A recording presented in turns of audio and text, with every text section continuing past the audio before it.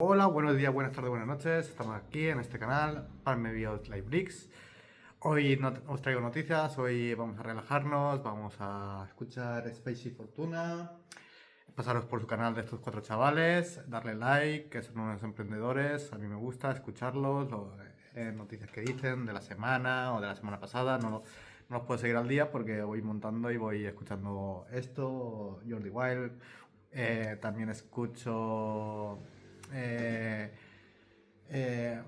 Jordi Wild, también tengo varios podcasts que escucho y me gustan escucharlo, de misterio, de entretenimiento, de esto y eso. Bueno, y he fusionado en mi canal dos pasiones, que es la política por una parte y la relajación de montar leguitos y esas cosas. Hoy tenemos a Star Wars, Guerra de las Galaxias. Vamos a empezar hoy con el cartelito, empezaremos hoy con el cartel de Star Wars y lo montaremos y ya está. Y si aún falta algo más de tiempo, pues montaremos el soldado este.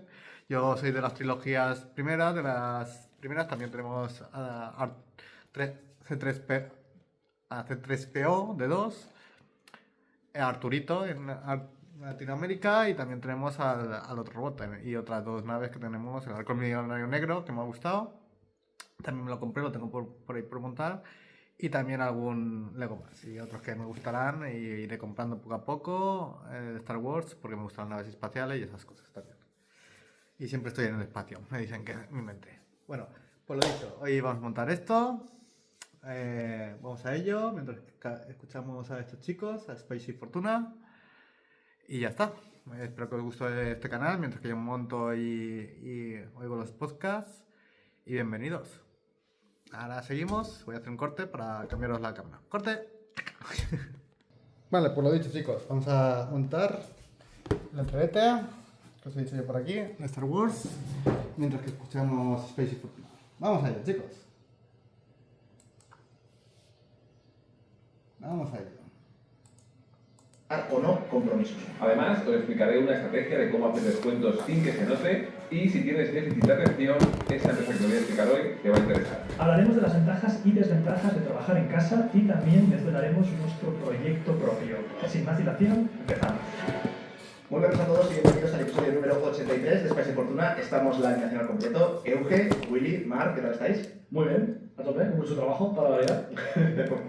Con mucho trabajo. Yo todavía, o sea, me voy acatarrando. O sea, mi hija ha empezado la guardería. Tú imagino que ya has pasado por esto, ya tienes el Windows actualizado, pero yo no, tío. Yo estoy sufriendo. ¿Os habéis puesto de acuerdo para venir así vestidos? No, he propuesto quitarme la camisa y nos ha dicho Carles, nuestro cámara, y ha dicho que no, que quedaba muy divertido. Quedaba muy divertido. Equipo azul.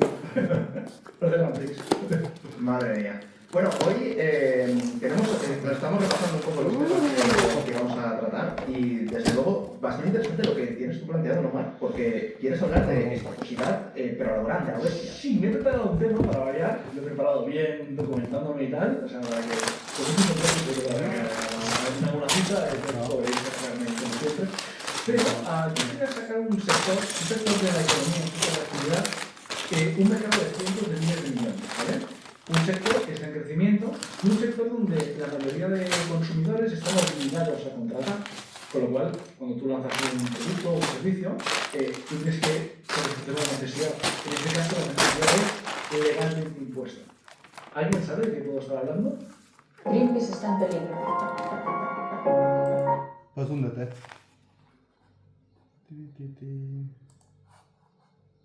¿Quieres que hagamos de...? Yo no sé cuál es, no lo estaba pensando. ¿No? Ah, no estamos escuchando. Adivina tú. Adivínalo. ¿No es algo que tenga que ver con tu trabajo? Yo no lo hago, ¿no? Podría, pero no lo hago. No, ¿algo de impuestos? ¿Algo de...? ¿Sí? Algo parecido. El negocio de la auditoría. ¿Vale? El negocio de la auditoría es un negocio que requiere una profesión titulada, que requiere estar inscrito en el ROAC, con una serie de formalidades, pero que es una salida profesional que muchos compañeros de carrera hicieron. En este caso no hay una barrera de entrada, pero tenemos una problemática y es que las cuatro grandes firmas mundiales aglutinan la gran mayoría del mercado. Es decir, las Big Four que se conocen, que son Price, Deloitte, EY y KPMG, aglutinan 150.000 millones de facturación anual de servicios. ¿Vale? Hablamos de firmas globales y firmas muy grandes aparte que me un nivel de expertise muy alto, ¿no? ¿Por qué es importante la auditoría? Yo os traía, justo cuando hemos comenzado, que hemos formulado las cuentas de Spicy Fortuna, como la empresa del podcast, ¿no? No la empresa del holding, sino la parte del podcast, ¿no? Y hemos ganado 128.000 euros, creo que estaba el año pasado. Correcto, en el 24, ¿vale? Entonces, me habéis dicho, qué bien, pero nadie me ha cuestionado nada. Es decir, yo entiendo que confiéis en mí, lo cual está genial, porque soy un tío fiable, no soy un tío estafoso, soy un tío fiable, pero podríais poner en duda el trabajo. Entonces, podríais ir como administradores y socios que sois de la compañía y pedirle a la asesoría que os pase la información directamente. Pero claro, la asesoría depende de mí, porque yo soy el propietario de la asesoría. Con lo cual, no tenéis una forma realmente fiable de obtener la información sin pasar por mi filtro. ¿Qué es la auditoría? La auditoría es precisamente lo que procura evitar esa falta de información o esa verificación de la información financiera contable de la compañía, ¿vale? Entonces, el auditor, la empresa de auditoría, lo que hace es examinar el trabajo de la empresa de contabilidad bajo el prisma del administrador de la compañía o órgano de administración y verifica si las cuentas de la compañía reflejan lo que se llama como la imagen fiel, ¿vale? O sea, tú cuando ves un balance, cuando ves las cuentas anuales de la compañía, balance, cuenta de pérdidas y ganancias, estados de flujo, todo esto, lo que hay ahí tiene que poder explicarte muy bien el estado de salud de la compañía, ¿vale? Claro, si tú haces la contabilidad mal, la falseas o a veces aplicas criterios de una forma o de otra, tú puedes jugar mucho con las cifras, ¿no? Y depende de qué criterio sigas o depende de cómo lo enfoques, puedes dar una imagen de ser muy robusto o una imagen de ser muy débil, ¿no? Por ejemplo, en el caso de auditoría de cuentas, a veces las compañías deshinchan los ingresos para pagar menos impuestos o inflan los gastos para pagar menos impuestos. Pero a veces no es tanto eso, sino es al revés, sino que refuerzan sus activos para dar una imagen de ser más robusto. Entonces, cuando tú cotizas en bolsa, por ejemplo, pues te interesa dar una imagen de solidez. Pero ¿qué imagen? Es decir, ¿esto no es objetivo? No, y eso es un tema muy importante que hoy vamos a hablar de temas de fraudes y de situaciones de estafosas que ha ocurrido con muchas compañías a nivel mundial, ¿vale? O sea, tengo una pregunta. Yo, por ejemplo, siendo socio, tengo el 20% de una empresa. No me fío de las cuentas. ¿Yo aquí puedo solicitar una auditoría externa? Sí. ¿Y cómo es el proceso? ¿O quién lo paga? Normalmente los estatutos sociales recogen las mayorías necesarias para pedir una auditoría, ¿vale? Y la mayoría de veces la auditoría la tiene que costear la propia compañía, ¿vale? Si un socio minoritario que no llega al quórum quiere una auditoría, normalmente se lo permiten hacer, pero la tiene que costear él, ¿vale? Entonces lo que se suele buscar es un quórum suficiente para pedirla. Entonces, hay dos grandes bloques de... Bueno, ¿cuánto vale una auditoría? Depende. Pero una opinión. No, es que el tema con las auditorías es que hay un momento en el que la empresa tiene un tamaño determinado en el que ya es obligatorio por ley hacer la auditoría, que es lo que estaba comentando Marc. Entonces, estas Big Four, estas empresas tan grandes, ¿qué es lo que pasa? Que hacer la auditoría o revisar la contabilidad de una pyme es medianamente asequible para una gestoría o para un equipo dentro de una gestoría. Cuando vas escalando y vas haciendo crecer esa pyme y esa empresa de la que tienes que revisar las cuentas, la película te cambia bastante. Entonces, ¿cuántas empresas hay capacitadas para poder auditar, poder revisar las cuentas de Telefónica? Pues muy pocas. Entonces, claro, al final estas Big Four se hacen con un monopolio muy grande porque son de las pocas que pueden asumir la carga de trabajo que implica y revisar las además, cuentas de una cotizada. Y además también hay un concepto de marca, ¿no? Es decir, no voy a dejar que me audite una random porque si pasa algo, la culpa es el tío que ha tomado la decisión de que te audite Manolo. Pero no tanto, y aquí me matarán, pero cuando un auditor te firma unas cuentas, luego esas cosas también trascienden y de alguna manera reputacionalmente puede llegar a dañar a tu marca, pero como solo hay 4 para elegir no importa tanto. Es decir, ¿quién firmó el informe de auditoría de la salida a bolsa de Bankia, por ejemplo? Pues fue Deloitte. Ahora llegaremos a eso, que traigo la lista, Pero es importante. Pero precio. Yo quiero un precio, si digo una pyme pequeña de 5 empleados. Yo costaría Pero yo no estoy fiando. Claro, pues vas a una gestoría y no necesitas... Para una gestoría, A ver, cualquiera de barrio. No. A ver, un editor. tú puedes pedir dos cosas. Vale. Una revisión contable por parte de otro contable, que es una segunda opinión, ¿vale? Puedes pedir una auditoría. Una auditoría tiene unas reglas específicas y solo la pueden hacer gente que es auditor debidamente inscrito en el ROAC, ¿vale? Entonces, una auditoría, la más pequeña que he visto yo, han sido 9.000 euros. Ostras, ¿Vale? Entonces, Spicy, no obstante, sería una empresa tan fácil de auditar que incluso igual por menos lo podrías conseguir, pero normalmente las compañías solo se auditan cuando, por el volumen, o sea, hay 3 criterios, ¿vale? El volumen de activos, la cifra de negocio, facturación y el número de empleados. Si sobrepasas 2 de los 3 umbrales, estás obligado a auditarte, ¿vale? Esa es una primera obligación de auditoría. Y luego hay otra que es leyes específicas que implican auditoría per se, como por ejemplo entidades del sistema financiero. Toda entidad financiera tiene la obligación por la legislación financiera de auditarse. ¿Vale? Cotizada. O cotizada. Ahí lo veo más obvio, pero que si yo voy a hacer una auditoría me cobren 9.000 euros. Pero es que es muy específico, lo más normal es que no lo necesites. O sea, la auditoría tú lo que necesitas es que otro contable te revise eso. O sea, yo lo que hago es, si no me fío de algo que me estén presentando, pido directamente todo el libro diario o los mayores de la cuenta en cuestión que quiero revisar, porque quiero revisar un asiento en particular, porque al final son reglas de valoración que ellos tienen de, oye, esto lo vamos a amortizar de esta determinada manera, oye, esto vamos... Entonces, a lo mejor yo tengo otro criterio y me gustaría entender exactamente cuál es el criterio que están usando. Igualmente, para ser las cuentas de Spicy, por ejemplo, será algo complicado, porque al final es algo muy sencillo, factura emitida, factura cobrada, pero por ejemplo, tenemos contratos de patrocinio a largo plazo, ¿vale? Tú podrías contabilizar todo el contrato al principio.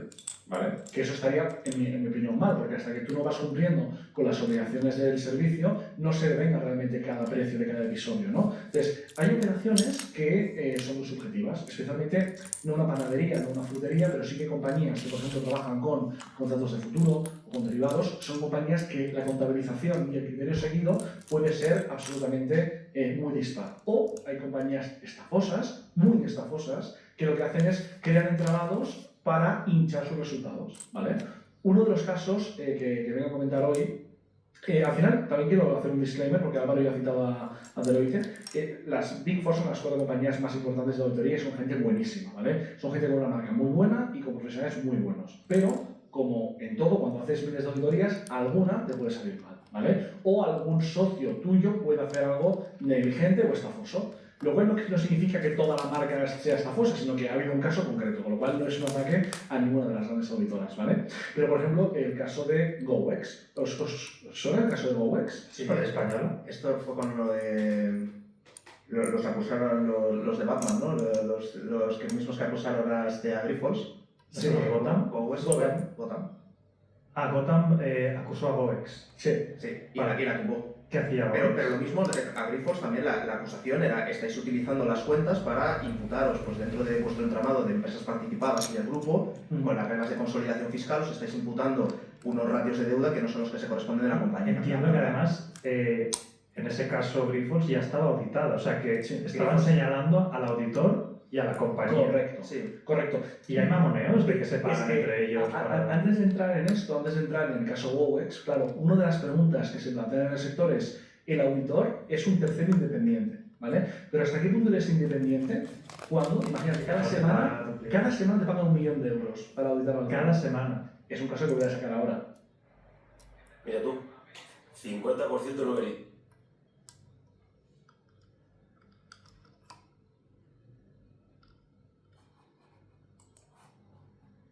Claro. Es un caso brutal, claro. En el momento que un cliente... Claro, no eres imparcial. No eres independiente. Quebró la empresa auditora porque... Sí. Y no hay un sistema que está mal, o sea, no hay un problema de incentivos. A nivel de normativa, cada vez hay más control ético, más control, autocontrol por parte del sector. Tendría que pagártelo tu competencia. Claro.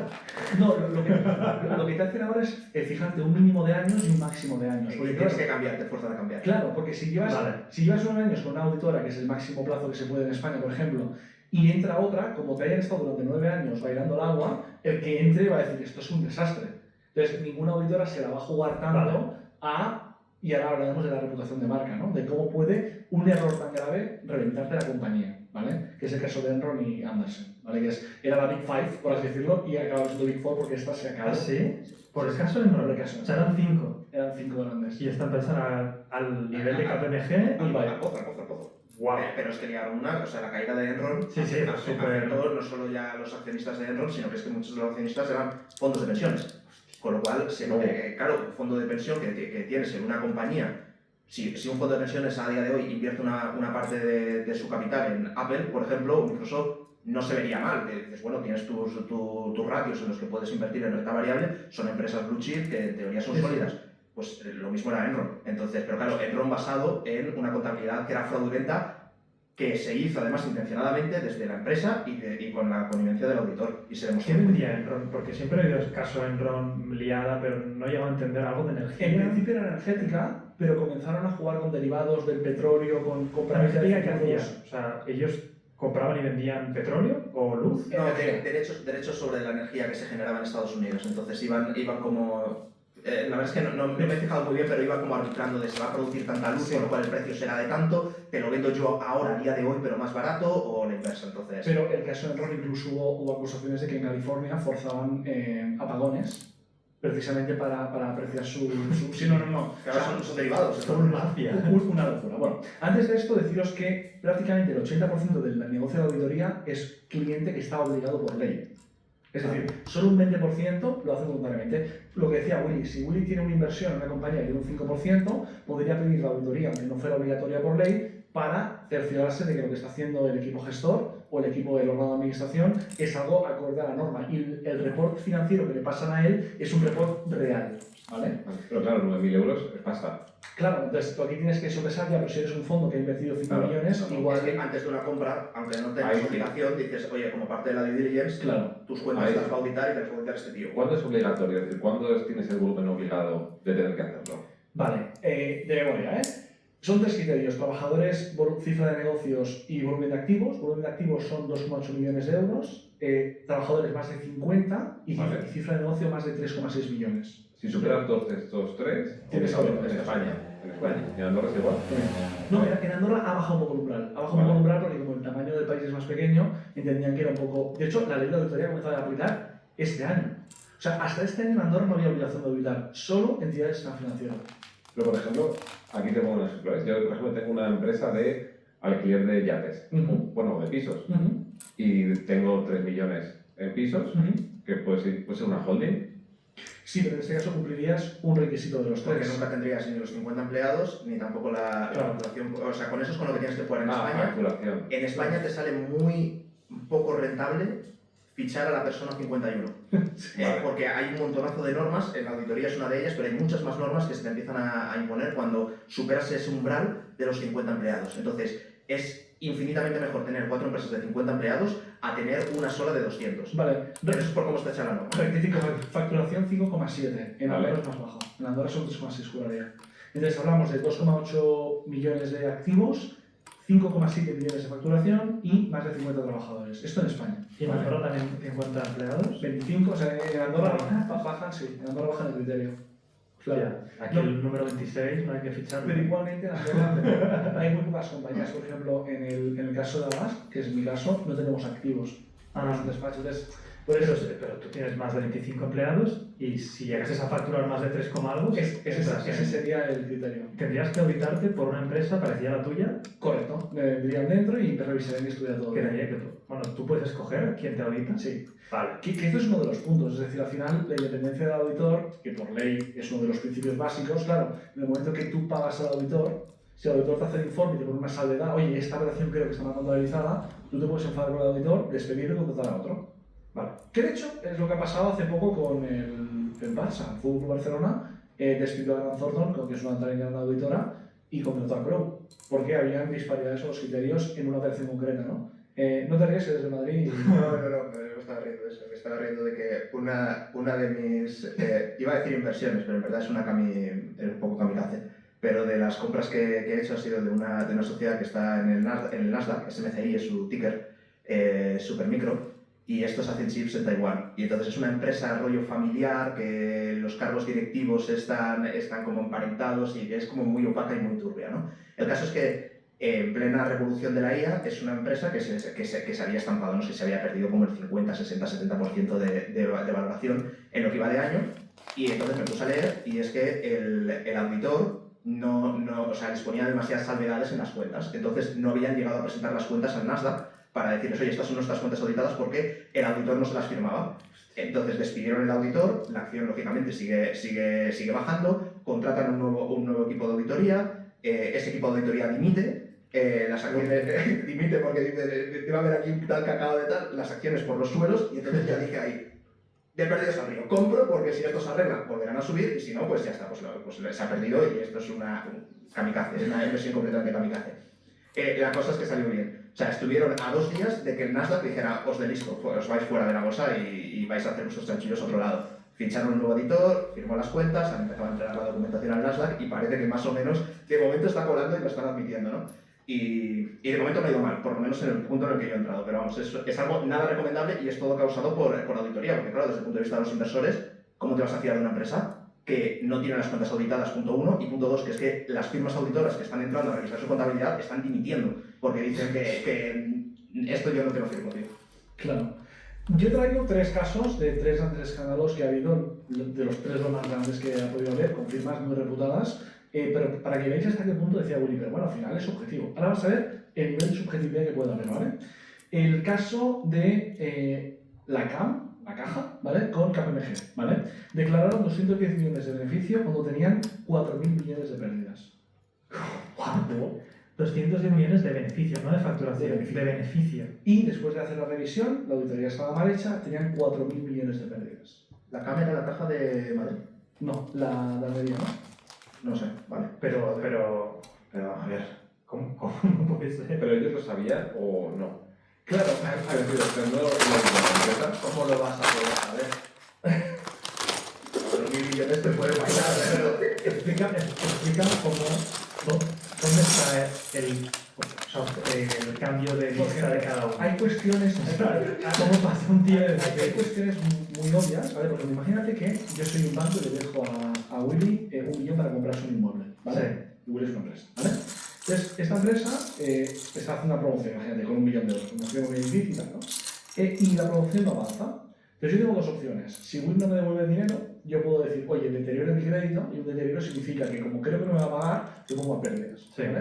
O no, o le dejo el dinero para que él, con ese dinero que yo le dejo, me vaya pagando los intereses, ¿vale? Eso es una refinanciación. Claro, en teoría los criterios de contabilidad te dicen que cuando tú tienes evidencia de que un cliente no te está pagando, es decir, que ha hecho un impago, y tú no puedes dejar el dinero para que te pague los intereses. Y esto muchas entidades, mediante vinculadas, lo hacían. Si eres dueño del negocio o freelance, seguro que te sientes identificado con esto. ¿Trabajas?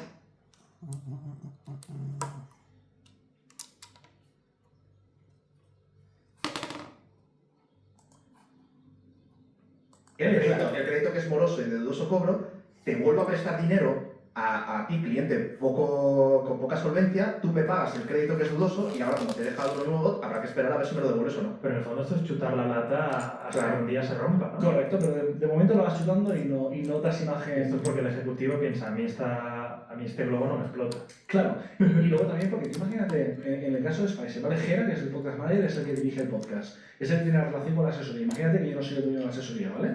Gera igual tiene un bonus vinculado a su facturación. Ya. ¿Qué le interesa al directivo? Tú súbelo. Luego, si de aquí 5 o 6 años sale que no era así, yo ya me he ido.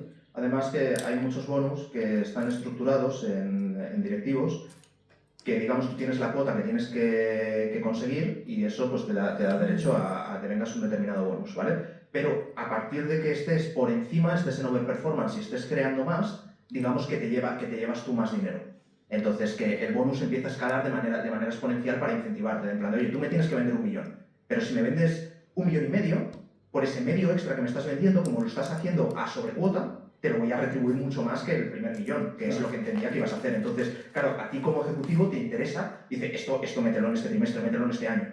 Porque claro, ya he superado la cuota, entonces me interesa hinchar aquí todo esto porque tengo más. Si me lo metes a enero, me estás jodiendo. Y en enero ya veremos a ver cómo llego a la cuota del año que viene. Hay 2 casos, no dejes cartera con Deloitte, por ejemplo, pero el que quería traer hoy eran 3, ¿vale? Uno es el de Bankia con Deloitte, declararon 250 millones de profit cuando tenían 1.830 millones de pérdidas. O sea, cuando salen a la bolsa, las cuentas con las que salen a la bolsa, y en virtud de la cual todo el mercado decidió invertir, estaban falseadas.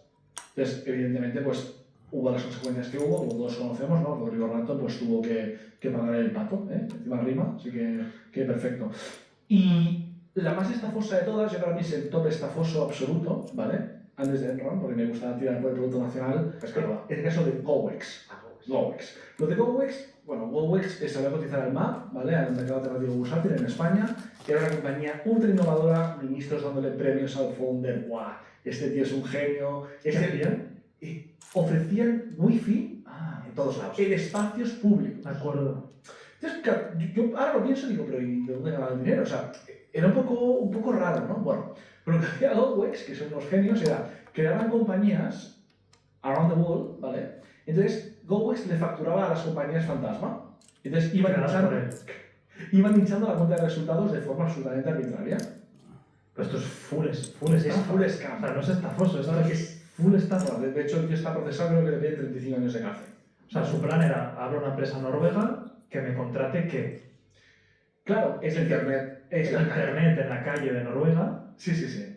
y, o sea, como si estuviera encima internacionalizándose Exacto. y luego lo que hacía era darse en el asiento contable como ganancia, pero el cash flow no entraba. Claro, pero como la cuenta de resultados, el P&L va por devengo, es decir, si tú cierras un contrato de 100 millones, tú te anotas 100 millones en tu cuenta de Claro, resultados. ya me pagarán. Ya me pagarán. Entonces dices, mira, tengo pendiente de cobro 2.000 millones. Ya, pero es que es mentira. Pero O sea, ¿cuál es el plan? No había plan. su idea, o sea, que tarde o temprano se Castilla United iba a caer, No había plan. No había plan. Yo creo que la idea era ¿no? O sea, hay un momento que era Sí, generar pero una... es un problema de al final de caja. Entonces, si tú con esa cuenta de P&L, con esa cuenta de resultados tan buena y con tanto beneficio, sales a bolsa, captas fondos y te hinchas, ya no tienes la tensión de tesorería, porque también, ¿qué tienes que pagar? Nada. O sea, si no tienes nada, pues tienes muy poco que pagar y Ya, por ya. eso tienes patadón para adelante, pero claro, en Patadón para adelante hasta que te vas a la cárcel. Ya, es decir, no hay O sea, fin. yo creo que había un plan de huida que no se materializó. Porque no, pero es como la típica startup estafosa que no gana dinero, solo hace ronda. Y no hay un O plan. sea, su plan es llegar a vender su producto, imagino, y tapar Sí, pero lo todo de el ronda, vale, puedo entender que has caído en esa cascada de ronda, pero no has hecho nada. Es decir, el plan no ha salido. Pero esto ya era como, Claro. en un momento que habrá un tío que dirá, oye, Pero tú imagínate que creas un metaverso, ¿vale? Tú crees que eso va a ser la puta hostia, ¿vale? Y luego resulta que la gente pues no entra en el metaverso. Entonces, no tienes income, no consigues convencer que te entre dinero. Entonces, ¿tú qué haces? Te inventas income, te lo vas inventando y tú le vas diciendo, gente, mira cuánto income tengo. Entonces, ronda, y tú vas esperando a que llegue un momento que el metaverso sea el momento del metaverso. Entonces, has aguantado con toda la caja que te han ido entrando con las rondas y luego lo petas. O sea, yo creo que el plan estaba más centrado en la expectativa de que en un futuro iba a funcionar. pero una cosa es venderlo al inversor. Pero que decir, Bueno, una pero cosa es una tesis muy parecida, perdón, a Starlink. A ver, que sí, que está lanzando los satélites y tal, pero la tesis inicial cuando está comenzando no deja de ser eso, ¿sabes? Pero no te inventas una empresa falsa que te paga desde Noruega. O sea, el metaverso es convenció a un inversor. Y el inversor tiene su parrilla, pero esto es de 8 empresas que me están pagando. El dato que me fascina es que el 99% de las cuentas semanales estaban falseadas. El 99% falseados. O sea, que solo era así toda la apertura, era correcto. Y le están exigiendo 790 millones de daños y perjuicios. Claro, una entidad financiera antes de dar un préstamo, ¿qué hace? Te pide las cuentas para ver cuán sólido eres. Y él le da unas cuentas falseadas, el banco decía, bueno, voy a dejarle dinero porque, mira, tengo un montón de clientes pendientes de pago. Y el banco financiaba. O salía a bolsa y los accionistas decían, ostras, ¿qué revenue más fuerte que tiene? Invierte. Claro, toda inversión que tú hagas, todo préstamo que tú concedas bajo una premisa de documentación falsa, pues evidentemente esto es un problema, ¿no? Y en este caso, claro, GoEx también engañó a la auditora, que da igual en este caso. Entonces aquí hay un punto muy complicado porque el auditor al final también tiene una responsabilidad limitada, porque si a ti el cliente que te está dando documentación te está dando documentación falsa, tú tampoco tienes por qué cuestionar la documentación que te da tu cliente, ¿no? Entonces, aquí hay un punto donde el auditor lo sabía o no lo sabía. Al principio el auditor ha quedado fuera de la responsabilidad, con lo cual yo entiendo que GoEx lo que hizo es engañar a todo el mundo, ¿vale? Pero claro, un auditor tampoco es garantía de que lo que te están dando sea 100% la verdad, porque aparte en el informe de auditoría te ponen toda esta información parte de la premisa de que la información que me han dado es cierta. Claro. Claro, si el tío ha falseado las cuentas desde su inicio, pues evidentemente es un problema. Aquí la cosa es a ver quién paga los 790 millones de daños causados, ¿no? No nos va a poder pagar. En la cárcel, además. Lo veo complicado. Ahora, hay que tener huevos. Fuera de que sea un estafoso, hostia, yo no podría. O sea, me comería la ansiedad por dentro. Mira, ¿qué estoy haciendo? O sea, vería como que la bola se hace grande, que todo es mentira. Yo creo que es que Poco psicópata. en su cabeza todo encajaba al final, ¿sabes? Entonces, esto era parte del plan y por eso imagino que... Como el de WeWork, que en su cabeza, el Adam Newman, en su cabeza era espectacular. Claro, Sí, pero tenía un inversor. O sea, que el de WeWork es estafoso. Esto es estafa pura. Sí, El eso de es WeWork- verdad, es verdad, separemos.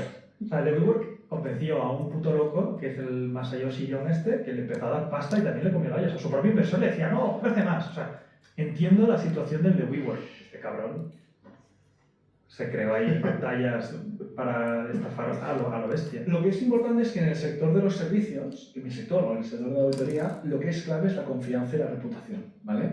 Y precisamente una firma puede tener algún desliz y muchas veces no es ni culpa de la firma, ¿eh? Pero Hubo un caso, que es el que hemos ido comentando, es el caso de Enron. ¿Vale? El caso de Enron, la auditoría era Andersen, que era la Big Five, es decir, era la quinta de las grandes. ¿No? Hablamos de 300.000 empleados por todo el mundo, cifra de negocio de miles de millones. Y Enron era el auditor de cabecera de... O sea, Andersen era el auditor de cabecera de Enron, ¿vale? Enron, en el momento más top, le pagaba 1 millón de euros a la semana a Andersen. Ahora pide desde nuestra app de Burger King, acumula coronas y llévate un 2x1 en tu Crispy Alon Chicken. Hubo una época en la que no tenía fuerza ni para sonreír a mis hijas, en serio. Y todo porque mi vida se basaba en levantar, trabajar infinitas horas, volver a casa y pasar algo de tiempo con mis niñas y tenía su... Que no, me da náuseas escuchar esas cifras, son casi más de 40 millones al año. Claro. Entonces, ¿qué ocurre? Lo que ocurre es que... Por revisar la contabilidad. Dios. Para cuando te quejes de cuánto pagas la gestoría. Pero eso es normal, es una cifra normal para una empresa así, o era ya una primera red flag. Que si era el negocio de auditoría, sí, es una buena pregunta. No sé si estaba sobredimensionado el precio, probablemente sí. Probablemente sí. Amazon debe pagar eso, no creo, ¿no? Que pague 40 millones al Debe año. ser público. Sí, las cuentas son públicas. Puedo mirarlo. A ver, al final, la cuestión aquí es que Enron contrató a McKinsey como firma de consultoría, ¿vale? Para ayudarle en el desarrollo de negocio, ¿no? Y, concretamente, un tío de McKinsey lo ficharon como director general operativo. Y entonces comenzaron a hacer operaciones de futuros, derivados, y comenzaron a hacer cosas un poco trambólicas, ¿vale? Y claro, todo comenzó a estar hinchadísimo, hasta que llegó un momento que petó. Y cuando petó, pues evidentemente más de 20.000 personas a la calle, bueno, un drama. Y Andersen, a raíz de este caso, que los procesaron, ¿vale? Nadie quería contratar con Andersen. O sea, no fue que el gobierno la hizo cerrar, sino que el prestigio quedó tan en la mierda que sus clientes principales se perdieron. Además, Andersen es una firma que nace en 1885, es una firma centenaria. Y el señor Andersen, el fundador, hay un caso que se cuenta siempre en la clase de auditoría, que cuando una empresa de ferrocarriles fue a Andersen a auditarse, estaba todo fatal. Y le dijo, mira, te pago lo que haga falta y tú me firmas las cuentas y seguimos. Y en ese caso, el señor Andersen dijo que no había dinero suficiente en todo Chicago para que él firme esas cuentas. O sea, como símbolo de que no hay dinero que pague tu reputación o que pague tu buen nombre y prestigio, ¿no? Hostia. Y claro, que esa firma que se cuenta en las clases de auditoría acabe cayendo lo que pasó con Enron, pues evidentemente fue un drama. Y a raíz de aquí, nadie quiso contratar con Andersen y la empresa cerró. Wow. Hostia, es un caso para estudiar ahora también en las clases de auditoría, pero al revés. Es un caso bastante... y de hecho hay una frase que dijo Ángel Durández, que era el presidente de Andersen en España, y dijo, una empresa de servicios profesionales se basa en la confianza. Si esta se pierde, no hay nada que hacer. Entonces, no los cerraron desde el gobierno, sino que fue el propio mercado quien dejó de confiar en ellos. Hostia, qué locura. Es duro. Yo quiero comentar también que a nivel de auditoría, yo soy muy partidario de que cuando hay una inversión con cierta complejidad, se pida en el pacto de socios o se pida en el acuerdo de inversión un proceso de auditoría y de revisión de cuentas. Porque muchas veces el administrador, que puede que sea socio incluso de la compañía, puede hacer y deshacer a su antojo. Y tú como socio minoritario no tienes poder de ver qué está pasando, ¿no? De forma independiente. Claro, si el administrador en la empresa de contabilidad son ángeles caídos del cielo, estás tranquilo, pero en el mundo hay muchos tafos. Entonces, si quieres estar 100% seguro de lo que está pasando, que una empresa tercera, un auditor, constate y contraste lo que está ocurriendo. He revisado y las 7 magníficas reportan más de 30 millones de dólares de gasto anual en auditoría. O sea, es normal. Pero es menos, ¿no? Porque... Bueno, es menos y esto era antes, hace años y tal, pero que vamos, que puede llegar a estar en mercado, porque ese siempre te lo pueden justificar de, hostia, ¿qué haces? No, vendemos derivados de futuros sobre la energía, tal, Vale, hostia, ¿cómo contabilizas eso? ¿Qué fecha pones de valor? Te lo pueden justificar. De hecho, hay un caso muy reciente, el caso este 2025 con el Barça, que cambió el auditor de Grant Thornton a Crowe, porque el Barça hizo una operación de venta de derechos televisivos. Entonces había una contabilización porque había una reinversión, había un movimiento ahí que era un poco extraño y Grant Thornton no quiso firmar las cuentas. Entonces la directiva del Barça se enfadó y despidió al auditor. Entonces, pero es como, no me fío tus cuentas, a la puta calle. ¿Quién quiere firmar? Claro, a ver, realmente me estoy mirando un poco la operación y no lo voy a explicar porque es ciertamente compleja, ¿vale? Es una venta parcial de derechos televisivos que luego implica una actualización del valor de la participada. pero hay 25 años donde no percibirá ningún ingreso. Bueno, hay un movimiento un poco complicado, pero en el caso del Barça además hay un punto, y es que su auditoría viene obligada también por el hecho de que es un club que compite en la liga profesional y está lo que se llama el fair play financiero. Entonces, todas estas operaciones afectan también al presupuesto que tiene el club para poder contratar jugadores, ¿no? Lo cual, y también para cerrar el tema de la auditoría y transitar un poco hacia la contabilidad, es muy curioso cómo un club de fútbol contabiliza a los jugadores, pero los contabiliza como si fueran máquinas. Son activos. Es decir, cuando tú fichas a Mbappé y pagas 100 millones y lo tienes por 5 años, tú cada año tienes dos gastos. El sueldo de Mbappé y la amortización de los 100 millones dividido entre 5. Porque cada año tu derecho del fichaje va perdiendo. Entonces, cuando tú traspasas a un jugador, ¿qué puede pasar? En el caso de Barça con Dembélé, un caso bastante sonado, pero pasa a Dembélé por un pastizal, lo amortizó 2 años y lo vendió por 4 euros. Ese año de la venta será toda la pérdida, que es la diferencia entre el valor de venta de amortizar y el precio de venta. Entonces, un jugador a un club, contablemente, le cuesta un dineral. Porque es la amortización de la ficha más el sueldo. Y yo nunca he entendido, cuando un equipo compra un jugador a otro equipo, ese jugador no percibe ese dinero, ¿no? Se lo está comprando al club. Exacto, compra los derechos, que es lo que se llama la cláusula de rescisión, es decir, este jugador tiene un contrato en vigor con otro equipo y tú le estás haciendo romper ese contrato, ese compromiso para que venga a jugar contigo. Pero el jugador tiene algo que decir ahí. Sí, claro. Tiene que puede aceptar tu oferta o no. O sea, quiero decir, dentro del... O sea, hay un pago entre club a club, el jugador tiene que aceptarlo, si sí, no... pero es entre club a club que en realidad es una triangulación, es nuevo club, te pago a ti, jugador, para que tú le pagues al club, que sois vosotros dos los que tenéis la relación contractual. Ah, o sea, le estás pagando al jugador para que pueda romper su contrato con el club en el que está. Exacto. Pero el jugador tiene que estar de acuerdo porque el sueldo lo pactarás tú con tu nuevo jugador. Exacto, entonces luego el jugador tiene que aceptar esto. También hay que decir que las cláusulas de rescisión normalmente operan como elemento negociador. Así, rollo arancel de Trump, pues está impuesto y normalmente no se pagan completamente, sino que dices, vale, tu cláusula es de 200, pero vamos a hablar con el otro club porque a lo mejor 100 sí que me los aceptan. Y es que además es muy curioso esto de negociación, porque claro, si tú no aceptas negociar la cláusula, en 2 años el jugador acaba el contrato. Si acaba el contrato, se va libre y tú no cobras nada. Con lo cual, a medida que tienes menos años de contrato, te interesa aceptar una cláusula más baja, claro, porque si no se va a ir libre por cero. Claro. Y yo esos 100 millones los tengo disponibles en lugar de para pagárselos al otro club para ofrecer un salario más competitivo al jugador. Vale. Al jugador también, llegado hasta cierto punto, le puede interesar el hecho de decir, no, me espero y aguanto porque luego percibiré más salario. El culebrón de Mbappé, por ejemplo, iba muy por ahí. Y luego también hay un negocio muy chulo que son las cesiones de jugadores. La cesión de jugadores, yo compro un jugador, pero aquí igual no tiene espacio o no puede jugar. Yo quiero que el jugador juegue, porque si un jugador no juega, se devalúa. Claro. El caso más claro es Ansu Fati de Barça. Tenía un valor desmesurado, por lesiones, lleva sin jugar un tiempo y su valor ha caído en el mercado muy fuerte. ¿Por qué se desvalúa? ¿Porque no entrena suficiente o porque su marca pierde prestigio? Ambas. Pero sobre todo es un tema de marca, porque el jugador es bueno igual de bueno que hace 6 meses. La cosa es la cesión, lo que dice es, mira, yo te dejo el jugador a ti, tú le pagas el sueldo o parte del sueldo, entonces yo me ahorro el sueldo que le pagas tú. Pero claro, yo en mi amortización anual, el jugador va perdiendo valor. Con lo cual yo tengo el gasto de amortización, tengo el gasto salarial que ya me asumir yo, pero por lo menos una parte te lo externalizo a ti. Entonces yo veo cómo juega tu equipo y si el jugador juega bien lo puedo refrescar y ponerlo a jugar yo. Es un mundo curioso, ¿eh? Además no son máquinas de verdad, porque si se te lesiona de repente tienes que darte una pérdida de 100 millones. Tiene seguros. Se te ha roto la... Ah, hay seguros. En plan de... O sea, el club te asegura. El club contrata seguros para que en el caso de que este jugador se lesione, que te paguen o una prima para tú tener una indemnización por daños y perjuicios o por lo menos que te paguen el sueldo. Y debe haber 2 tipos de seguros, uno que coge el jugador para él y otro que coge el club. No, el trabajador cobra este lesionado o no lesionado. Claro.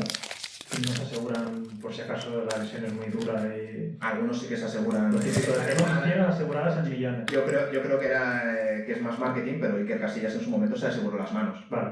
Pero bueno, eso ya son cosas que yo creo que forman parte de un patrocinio. Es muy divertido el tema de las juntas de los equipos de fútbol. Un día podría traer alguna cuenta revisada, porque claro, al final el equipo tiene varias fuentes de ingresos y varias fuentes de gasto, ¿no? Por ejemplo, el Barça decía, hemos recortado los costes del club, el Barça estaba muy mal, y digo, ya ha recortado las primas, pero como no has ganado nada, nos pagamos las primas de los jugadores. Es decir, Ha habido recorte, ¿no? Pero una parte del recorte viene de las primas, ¿no? Analizar un poco las cuentas de un club está variado ahí. También que es contraintuitivo, porque el Barça o el Madrid fichas a un jugador que sea un canterano, entonces lo fichas por poco, eso te lo pones como activo y tienes que ir amortizándolo cada año, con lo cual parece como que estás perdiendo dinero, pero en verdad a alguien que no era conocido, no era una estrella, lo estás poniendo debajo de todos los focos, con lo cual es posible que ese jugador se esté revalorizando y que luego lo puedas vender por mucho más, pero tú en tu contabilidad lo que va a ir apareciendo durante estos años es que tú estás perdiendo dinero con ese jugador, porque solo lo vas a materializar al final.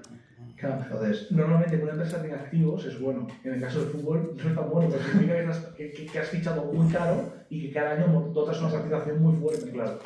Pues esto es súper interesante. Si algún día podemos analizar las cuentas de equipos de fútbol o de empresas que sean un poco raras, yo creo que eso puede molar bastante. Por cierto, aprovecho ahora, antes de que siga avanzando el episodio, para recordar a todo el mundo que desde hace unas semanas se están subiendo todos los episodios normales, los extra, a Podimo. Y se suben a Podimo porque Podimo se ha incorporado como patrocinador del podcast. Tenéis en la descripción y en el enlace de comentario fijado o en la página web de Spicy Fortuna, tenéis un enlace que os dan 30 días gratis de suscripción. En Podimo tenéis los podcasts en formato vídeo, en formato audio, sin anuncios, y no solo el nuestro, que también está el podcast de Tengo un Plan, el Cancel de Wall Street Wolverine, The Wild Project. Todos estos podcasts están dentro de Podimo, con lo cual es otra forma más, otra plataforma donde podéis disfrutar de vuestros podcasts favoritos y, como digo, pues con 30 días gratis incluidos en los enlaces que os compartimos en la descripción y comentario fijado. Y nuestro especial de la extra de la quinta silla. Todo lo que no sabes hacer en tu empresa solo necesitas aprender. He estado años construyendo empresas como Poker. Eso solo está ahí, que la gente se pensaba de no, a partir de ahora no. Ese está en exclusiva allí en Podimo y para aquellos que no pudieron venir al teatro, pues ahí pueden por lo menos disfrutar. El resto lo pueden ver tanto en YouTube como en Podimo, pero en Podimo sin anuncios. Exacto, en Podimo sin anuncios y bueno, es una plataforma que está expresamente diseñada para podcast. Entonces, bueno, yo os animo a que le echéis un vistazo. Willy, nos querías comentar, o nos estabas contando antes, no sé qué, de un restaurante indio. Bueno, resulta que hablando un poco, tiene origen también un poco estafoso, y es que hay un restaurante que es muy conocido en Reino Unido, que es un restaurante hindú. De hecho, se llama Dishum, que son los típicos restaurantes que hay en la India. Y resulta que tenían un momento que ocurre en muchos restaurantes, la gente de la restauración lo entenderá, pero sobre todo si estás en Reino Unido o en otros países del norte de Europa, donde te va a cenar mucho más temprano que en España. Aquí tenemos la costumbre de empezar igual a las 9, 9 y media, es habitual tener una reserva en un restaurante. Sin embargo, allí a las 7 hay mucha gente que ya está casi cenada. Pero el momento entre las 3 y media de la tarde, cuando la gente ya estaba entrando a la oficina y ha dejado de hacer sus comidas y demás, hasta las 6 que empezaban a abrir, había en la zona que ellos le llaman el valle. Hay muchos restaurantes que directamente cierran y tienen varios turnos. Sin embargo, ellos no querían hacer esto y empezaron a ver diferentes estrategias y dijeron, vamos a ver si entre perder dinero que en estas horas perdemos dinero, tenemos una opción de, aunque sea, perder menos o aunque no ganemos. Entonces empezaron a decidir, por ejemplo, oye, vamos a aplicar un descuento. Y ahí, claro, si haces un descuento, al final hay un problema que de repente la gente igual puede percibir que tu comida es peor o simplemente puede haber una guerra entre descuentos entre todos los restaurantes de la zona, o que la gente ya se acostumbra a un descuento y no quiera venir más tarde, una hora más tarde, al precio normal. Entonces, en este momento, se les ocurrió una cosa que dijeron, vamos a ver qué tal funciona, y en vez de hacer un descuento al uso, se les ocurrió hacer una apuesta. Lo que hicieron fue que tenías la opción de que tirando un dado, si te salía un 6, tenías todo lo que habías pedido gratis. O sea, gambling puro. Puro gambling. Al final esto tú podrías decir es gambling y cuánto pierde el restaurante, pero no deja de ser un 16,6% ¿Es un descuento? de descuento. Es un descuento. Pero la gente no lo toma como tal. No, claro. La gente dice, ostras, puedo ir. Es más, la gente va y dice, no voy a no pedir las alitas, no voy a no pedir este plato extra, sino No no pedir piden más. más, incluso porque hay una posibilidad de salir gratis. El ticket aumenta porque dices... ¿El dado se tira al final? Él lo has tirado al final. Muy bien jugado. Entonces, cuando tú pides la cuenta, tienes la opción, o la mayoría de gente, todo el mundo, tira el dado. ¿Quién no lo va a tirar? Bueno, no tienes ningún perjuicio por no No tirarlo. tienes O sea, ninguno. es como la hora. O sea, me estoy diciendo que en lugar de hacer lo que hacen pues, todos los pubs de Reino Unido, ¿no? Que estás mencionando, que es la happy hour, que es en el momento del comienzo de la tarde o de la noche, Exacto. que está vacío, pues dices las cervezas a mitad de precio, para que se te llene porque es lo que te interesa y es el mismo producto. Estos, en lugar de meter el descuento, en lugar de hacer su happy hour particular en la hora valle del restaurante, tiran dado. Y esto viene del origen porque te traen, además hay un show con esto.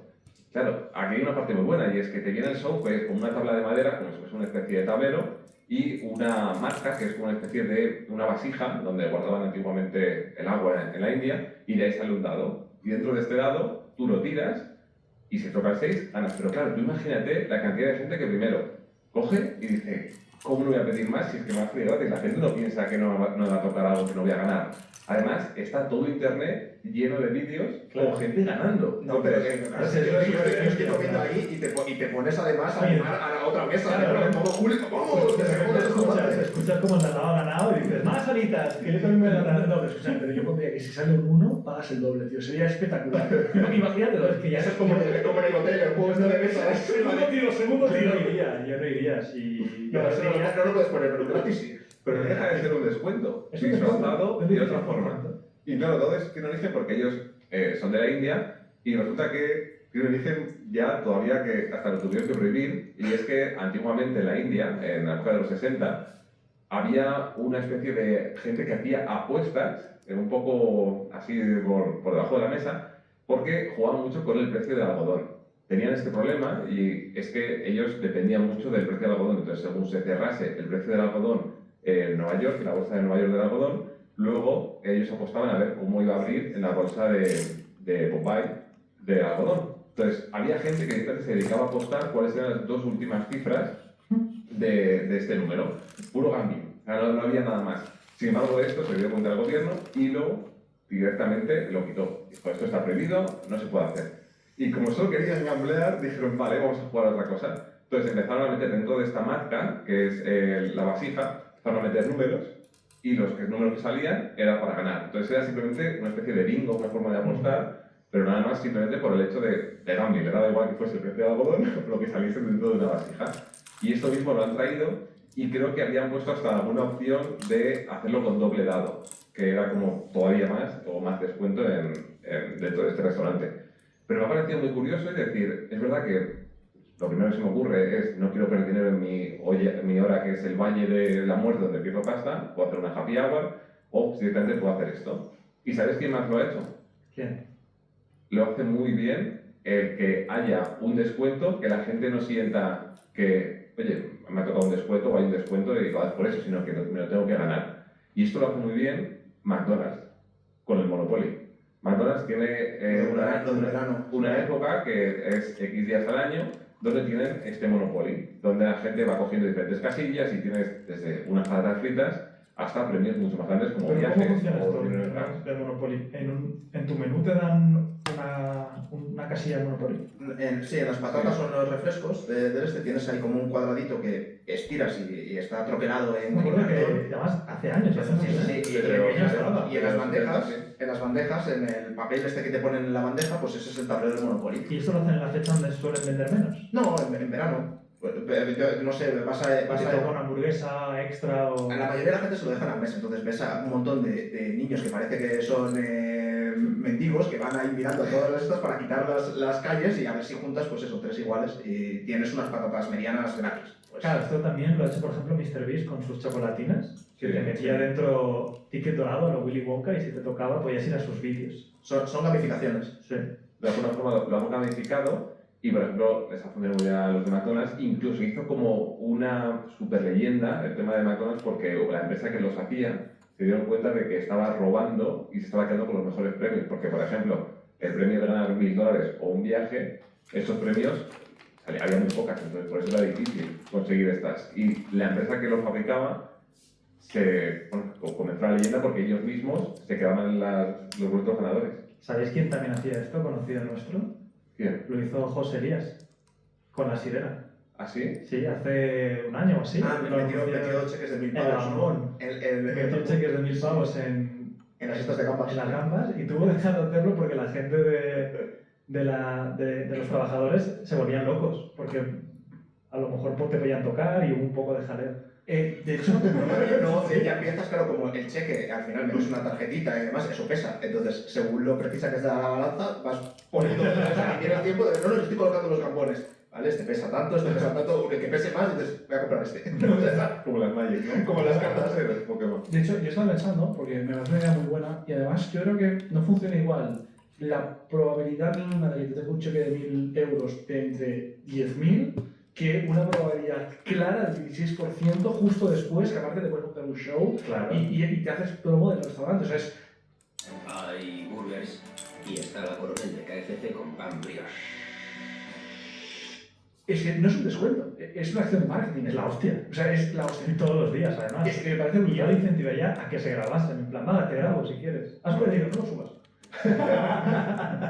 Lo que yo estaba pensando, que no sea tan espectacular, pero también sería buena idea, es, en lugar de que te salga gratis, que puedas volver otro día gratis. No es tan espectacular, pero te garantizas el retorno. De hecho, mucha gente lo hace con el típico cartulina con los sellos, que al quinto sello tienes una comida gratis. Yo, por ejemplo, cuando algún restaurante lo hace, me pone la primera, igual un día me pone la segunda, pero no lo acabo completamente. De todas formas, si tú vas ahí, te sale gratis o sea, ya quieres volver, pero no tú solo, vas a volver todos los amigos y vamos a comer gratis. Esto es como el casino, ¿no? Que lo peor que te puede pasar es que la primera vez que vayas ganes. Lo peor. Sí. Y esto también lo hacen muchos e-commerce. No sé si habéis visto que en algún e-commerce hay como una app incluso que instalas en tu Shopify que le das a un botón y es como una ruleta. Entonces te puede tocar algo. Entonces, justo antes de ir te aparece como una ruleta y le das al spin y te va a aparecer pues, un producto gratis o una historia gratis y luego para canjear el regalo tienes que dejar el email. ¿Quién tira el dado? Para que elijas. Si fuésemos nosotros cuatro, a ver, ¿quién lo tira? El que quiera tener el peso de la victoria y de la derrota. Pero es el cliente, ¿quién tira el dado? ¿Quién lo traga? La típica... con un imán. Un dado sin 6. En plan, venga, va, que sin 6. Es famoso. Entre coleguitas gamblers, tíos jugadores de póker, lo que hacen es como se juegan este juego entre ellos. Ponen las tarjetas de crédito y luego el camarero saca una. Entonces el que le toca paga todo. Sí. Yo hice eso una vez y me tocó pagar a mí y no lo volví a hacer. Fue Frank el que me dio. Tiene de todo. Tiene hasta, por ejemplo, una aplicación que es sale el punto, cada uno pone el dedo. Entonces, en base a los dedos, cada dedo sale de un color, que es un punto. Entonces, de repente, quitáis todos el dedo y el que se quede, paga ese. O, por ejemplo, tiene carreras de caballos, que son... Todo para la comida. Todo para la comida. Cuando te gusta el gambling, es lo que hay. Tío, ¿te imaginas que es Hacienda la que pone esto? ¿Sabes? De plan de... Si lo presentas en el periodo voluntario antes de tiempo del plan del primero, de plan de... Puedes presentarlo, mira al lado, en plan, impuestos gratis. Pero guapo, ojo, Bueno, gamificar los impuestos. Ojo. Estaría un poco feo, ¿no? Para los que tienen que apoquinar, que les salga gratis. Imagínate que les sale gratis a vos, Ortega. Pues lo que faltaba ya. Pero si le critican por regalar máquinas contra el cáncer, imagínate. Lo tienes sentado. Es que es obligatorio. Pues yo os venía a traer un tema que me ha tocado personalmente estas semanas y es que yo trabajo en casa y, bueno, Marc, tú sé que trabajas en la oficina, trabajáis en casa vosotros la mayoría de veces. Claro, y hay un problema que yo me he dado cuenta que hay como dos tipos de trabajo, ¿no? El trabajo de manager y el trabajo de creador. Y hay gente que tiene mucho trabajo en su semana de manager y hay gente que tiene mucho trabajo de creador. Y básicamente, como yo lo veo, el manager, su trabajo es hacer reuniones y cuadrar equipos y hacer que el de marketing esté coordinado con el de ventas, el de contabilidad esté bien, etc. Entonces, su trabajo, un día bueno para el de manager son 8 horas donde ha estado reunido las 8 horas. Mi trabajo y el trabajo de creador, que yo me voy mucho más a ese tipo, nos emocionamos cuando el calendario está libre. Porque de repente vemos como vamos a avanzar un montón. Yo tengo que crear o formaciones o tengo que crear vídeos para YouTube. Cuando veo mi calendario más libre, me emociono porque sé que avanzamos. El problema es que yo trabajo en casa. Y entonces, bueno, mi mujer trabaja también en casa. Y yo creo que mi mujer tiene más trabajo de manager en su día a día y yo tengo un trabajo más de creador. Y eso a veces es incompatible. ¿Por qué? Porque estoy trabajando en mi cuarto y de repente pues se abre la puerta y me dice, oye, tienes que hacer esto, o me puedes pasar el pasaporte, tienes que hacer no sé qué. Entonces, para ella no ve problema, porque son 5 o 10 minutos que me está interrumpiendo y lo que le he tenido que explicar yo, porque a veces yo respondo en plan borde, en plan no, o ahora no, o más tarde. Y eso para ella le sienta mal y para mí le he tenido que explicar que no son 5 minutos. Es, cuando tú estás trabajando en algo concentrado, yo tardo 15 minutos en concentrarme. Entonces son los 5 minutos que me he sacado, los 15 o 20 que estoy pensando en cómo hacer la tarea que me ha pedido y luego los 15 o 20 que tengo para volver a reengancharme en esa tarea. Totalmente. Una hora perdida por una interrupción de un momento. Eso es así. Entonces, claro, me gustaría saber esto en vuestras oficinas. Bueno, ¿cómo lo haces? ¿Cómo coordinas managers con creadores? Yo tengo 40 mujeres. Es decir, o sea, yo estoy en mi despacho sentado, y Marc, tienes un minuto. Claro, ese Marc tienes un minuto, yo eso lo puedo explicar. Yo, no. O sea, ¿tú entrarías en una sala de reuniones si yo estoy reunido con alguien? ¿A quién no entrarías? No. Pues cuando estoy solo, es como si estuviera reunido conmigo mismo. Entonces, intento hacer ese ejercicio para que la gente entienda que, por favor, no me pique la puerta y me interrumpa, tío, porque digo, mi puerta siempre está abierta, pero con cita previa, por favor. O sea, mándame un correo y dime, Marc, ¿cómo te viene bien? Y a veces tienes interrupción por nada, para decirme, el Barça perdió ayer. Y eso me rompe yo. O sea, no es un tema de trabajar en casa, es un tema de que la gente entre e interrumpa tus pensamientos. Porque yo me acuerdo que cuando trabajaba en la oficina, acababa no yendo a la oficina, porque los días que iba a la oficina eran totalmente improductivos. Y yo que analizaba mi negocio, digo, nuestro negocio avanza más cuando yo soy productivo. Y venir aquí y que me interrumpan todo el rato es improductivo y es trabajo. Y al final me ha hecho clic en la cabeza el separarlo por trabajo de manager, trabajo de creador. Y mi solución a esto, me gustaría ver la vuestra, ha sido bloquearme tiempo conmigo. Estoy reunido. ¿Con quién? Conmigo. No puedo coger horarios, o sea, no puedo coger reuniones en esa hora. Enseño ese horario a mi mujer y a gente alrededor de esta mañana. No hay, y si, a no ser que sea algo ultra urgente, coger una cita por la tarde y lo hablamos por la tarde. Creo que es urgente, ¿no? Un incendio. Bueno, el mujer está ahí, eso es vamos a dejarlo, eso déjame que se Te quede. explico, porque yo tengo más parte de manager, aunque sea creador de contenido, pero yo voy a hacer faena, ¿no? Es decir, tengo 1 hora, 2 horas o 3 a la semana, las que igual sí que saco tiempo de pensarlo. Pero me ocurre algo que es como, estás en casa, oye, que está abajo el repartidor, oye, que viene no sé quién, oye, está llorando la niña, oye, ¿sabes? Es decir, al final me di cuenta de que... Esto la niña, pues se pasaste un clip en la radio. Está muy bien el ordenador, se oye, está yendo Matilda, se levanta, cierra la puerta, y vuelve ahí. Claro, si yo ya sé que está llorando, pero ¿qué quieres que haga? ¿Dejo el directo o dejo hacer lo que tenga que hacer? Pues la niña ya está cuidada. Claro, Casi no pasa nada. Se autocuida. ¿Sabes? Lo he dejado. Está con su hermana. La niña estaba 2 pisos más abajo y estaba su madre al lado, es decir, que no pasa nada. Que no es muy gracioso. Pero que yo me lo tomo así a broma, pero hay gente que no. Pero es verdad que estar en casa, igual estar trabajando y escuchar llorando a tu hija, que sí, que la habitación está insonorizada o lo que sea, pero igualmente, no, o sea, en tu espacio de trabajo ya llega un momento en el que no es tanto de trabajo. Y ocurre muchas veces que de repente hay cosas de, oye, tienes que hacer esto. Está subiendo el del planchista, viene a cambiar las vajillas. Y son cosas que de repente es como que igual estoy grabando o igual estoy en algo que lo que tú dices me rompes y ya está. Pero como tengo más parte de esta de manager, no me afecta tanto o que estoy acostumbrado porque siempre he trabajado en casa. No he probado a trabajar en una oficina. Cuando trabajas en una oficina sería espectacular. Claro, pero Ojo, me dejo en una oficina. tú sí que... Solo para ahí, de plan de aquí, nadie me molesta. Móvil en modo avión. Hombre, yo cuando mejor trabajo, con una diferencia es viernes por la tarde, fin de semana, que estamos cerrados, yo que vivo arriba y vivo la oficina abajo, bajo y estoy yo solo en 45 metros cuadrados paseando y pensando y trabajando, pero de una forma, o sea, me siento tan eficiente cuando estoy yo solo en un espacio de trabajo sin que nadie me pueda molestar. O sea, es brutal, o sea, nada que ver, nada que ver. Creo también los horarios de... o sea, por ejemplo, cuando estoy ahí, de repente... Ahora vuelvo. Un momento. Oye, ¿puedes bajar un momento a ayudarme que voy a bañar a la niña? Pues, o sea, un día en concreto, que sí, pero como estoy ahí, si estuviese a 10 minutos, no iría para algo. Esta es la conversación que yo tenía, que era como, estoy seguro que la mayoría de cosas que me comentas en el día, si yo estuviera en otra oficina, no me llamarías. ¿Cansado de que te tomen el pelo? Te presentamos Colibri. Volviera, encima, Además, yo una cosa que le hacía entender era como, no lo hago con mala fe, ni tú ni yo somos malas personas. Si estoy borde es porque estoy en modo trabajo. Y ella no entiende que es como, no estoy hablando con mi marido, estoy hablando, y yo, es que estás hablando con alguien que está ultra concentrado y que además cuando te sacan de la concentración lo primero que se te inunda en la cabeza es enfado. Sí, sí. Entonces, te estoy respondiendo enfadado porque lo primero que tengo que hacer es calmar mi emoción mental. Porque acabas, o sea, estaba en plena tarea y de repente... Esto con la IA no pasa.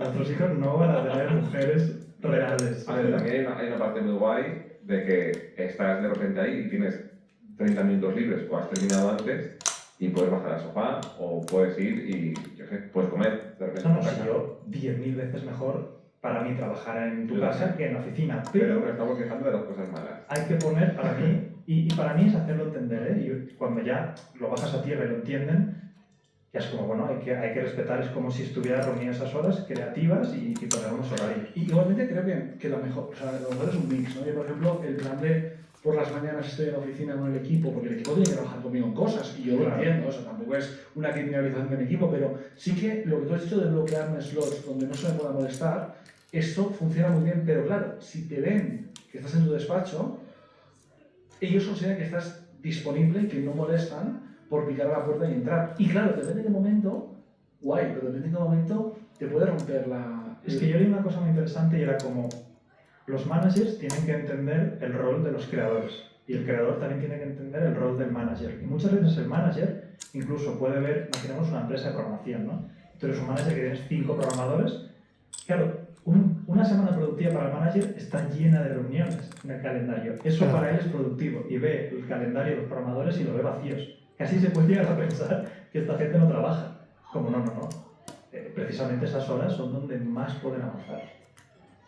Yo lo que hago es, bueno, ya lo habéis dicho, ¿no? Es al final bloquearme espacios. Esto es una conversación que no he tenido que tener tanto con Ali, con Alicia, porque los dos trabajamos en casa, pero a los dos nos pasa lo mismo, ¿sabes? De que no nos podemos interrumpir mutuamente porque nos sacamos de la parte de concentración y de foco y sabemos lo que cuesta llegar al estado de ultraproductividad en el que estás a tope con una cosa.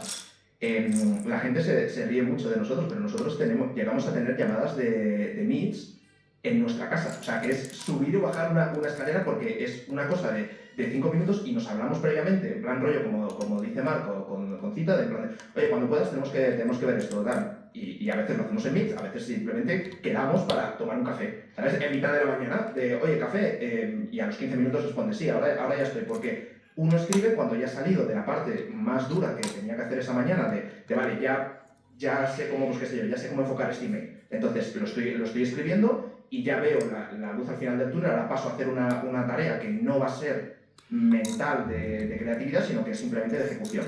Entonces, a partir de este momento ya sí que estoy disponible, ya no me perjudica el hecho de que me cortes aquí 5 minutos o me espero a que tú acabes tu parte y entonces ahí cortamos. Pero esto es una cosa que no solo es con tu pareja, sino que hay que trasladar al resto del equipo o los equipos con los que trabajes.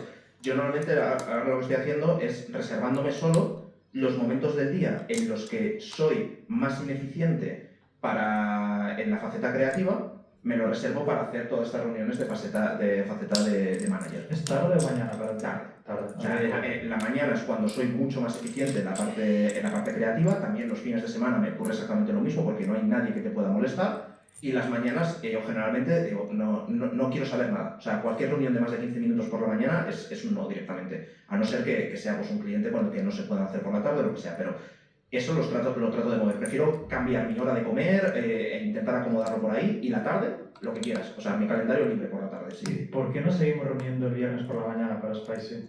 Pues no lo sé. Eso es una excelente pregunta. Porque yo cuando lo vi dije, oh no, una mañana, la mierda. Yo prefiero las tardes. Pues lo cambiaremos. Yo no. Yo por la mañana, yo tengo calendario. Entonces, por las mañanas más o menos puedo pensar en lo que tengo que hacer, por las tardes es una lotería. ¿Sueles grabar por la mañana o la tarde? Yo lo hago cuando puedo. Entonces, me despierto por la mañana, no tengo ninguna obligación que me requiera físicamente, grabo. Es decir, grabo hasta el infinito, hasta que se acaba el día. Vale. Pero de repente hay un día que de repente, tengo una comida, ¿vas a comer? Pues venga, podemos quedar a comer. Y de repente hay una reunión de Spicy o una reunión que está a la hora de comer, se me lía. O de repente, oye, hacemos directo esta tarde. Antes me podía medio organizar y tenemos una llamada, pero ahora, por ejemplo, que me digáis todos los viernes por la tarde no puedo hacer directo o no puedo grabar con alguien, ahí me había reventado. Ahora igual la mitad de las reuniones no voy.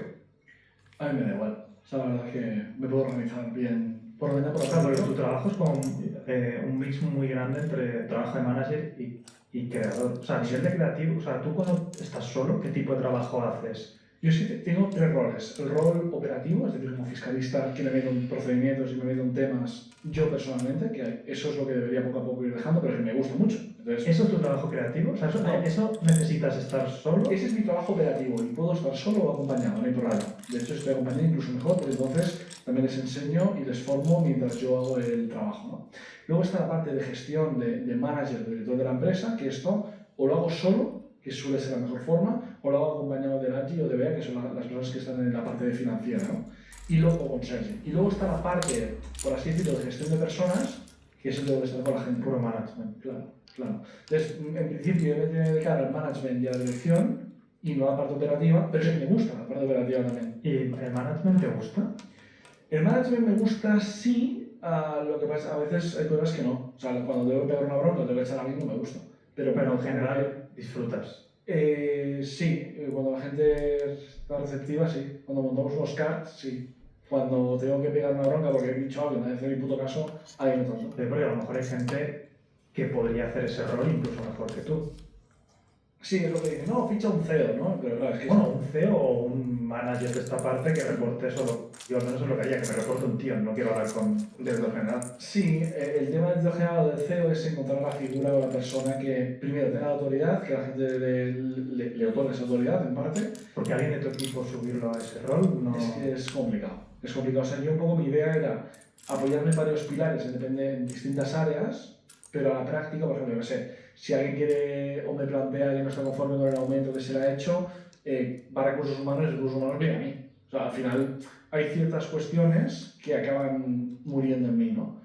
Que también podría decir que no, que dar la potestad de tomar decisiones. Pero claro, el problema es que si recursos humanos dice que no a un incremento salarial y la persona se va, tenemos un problema.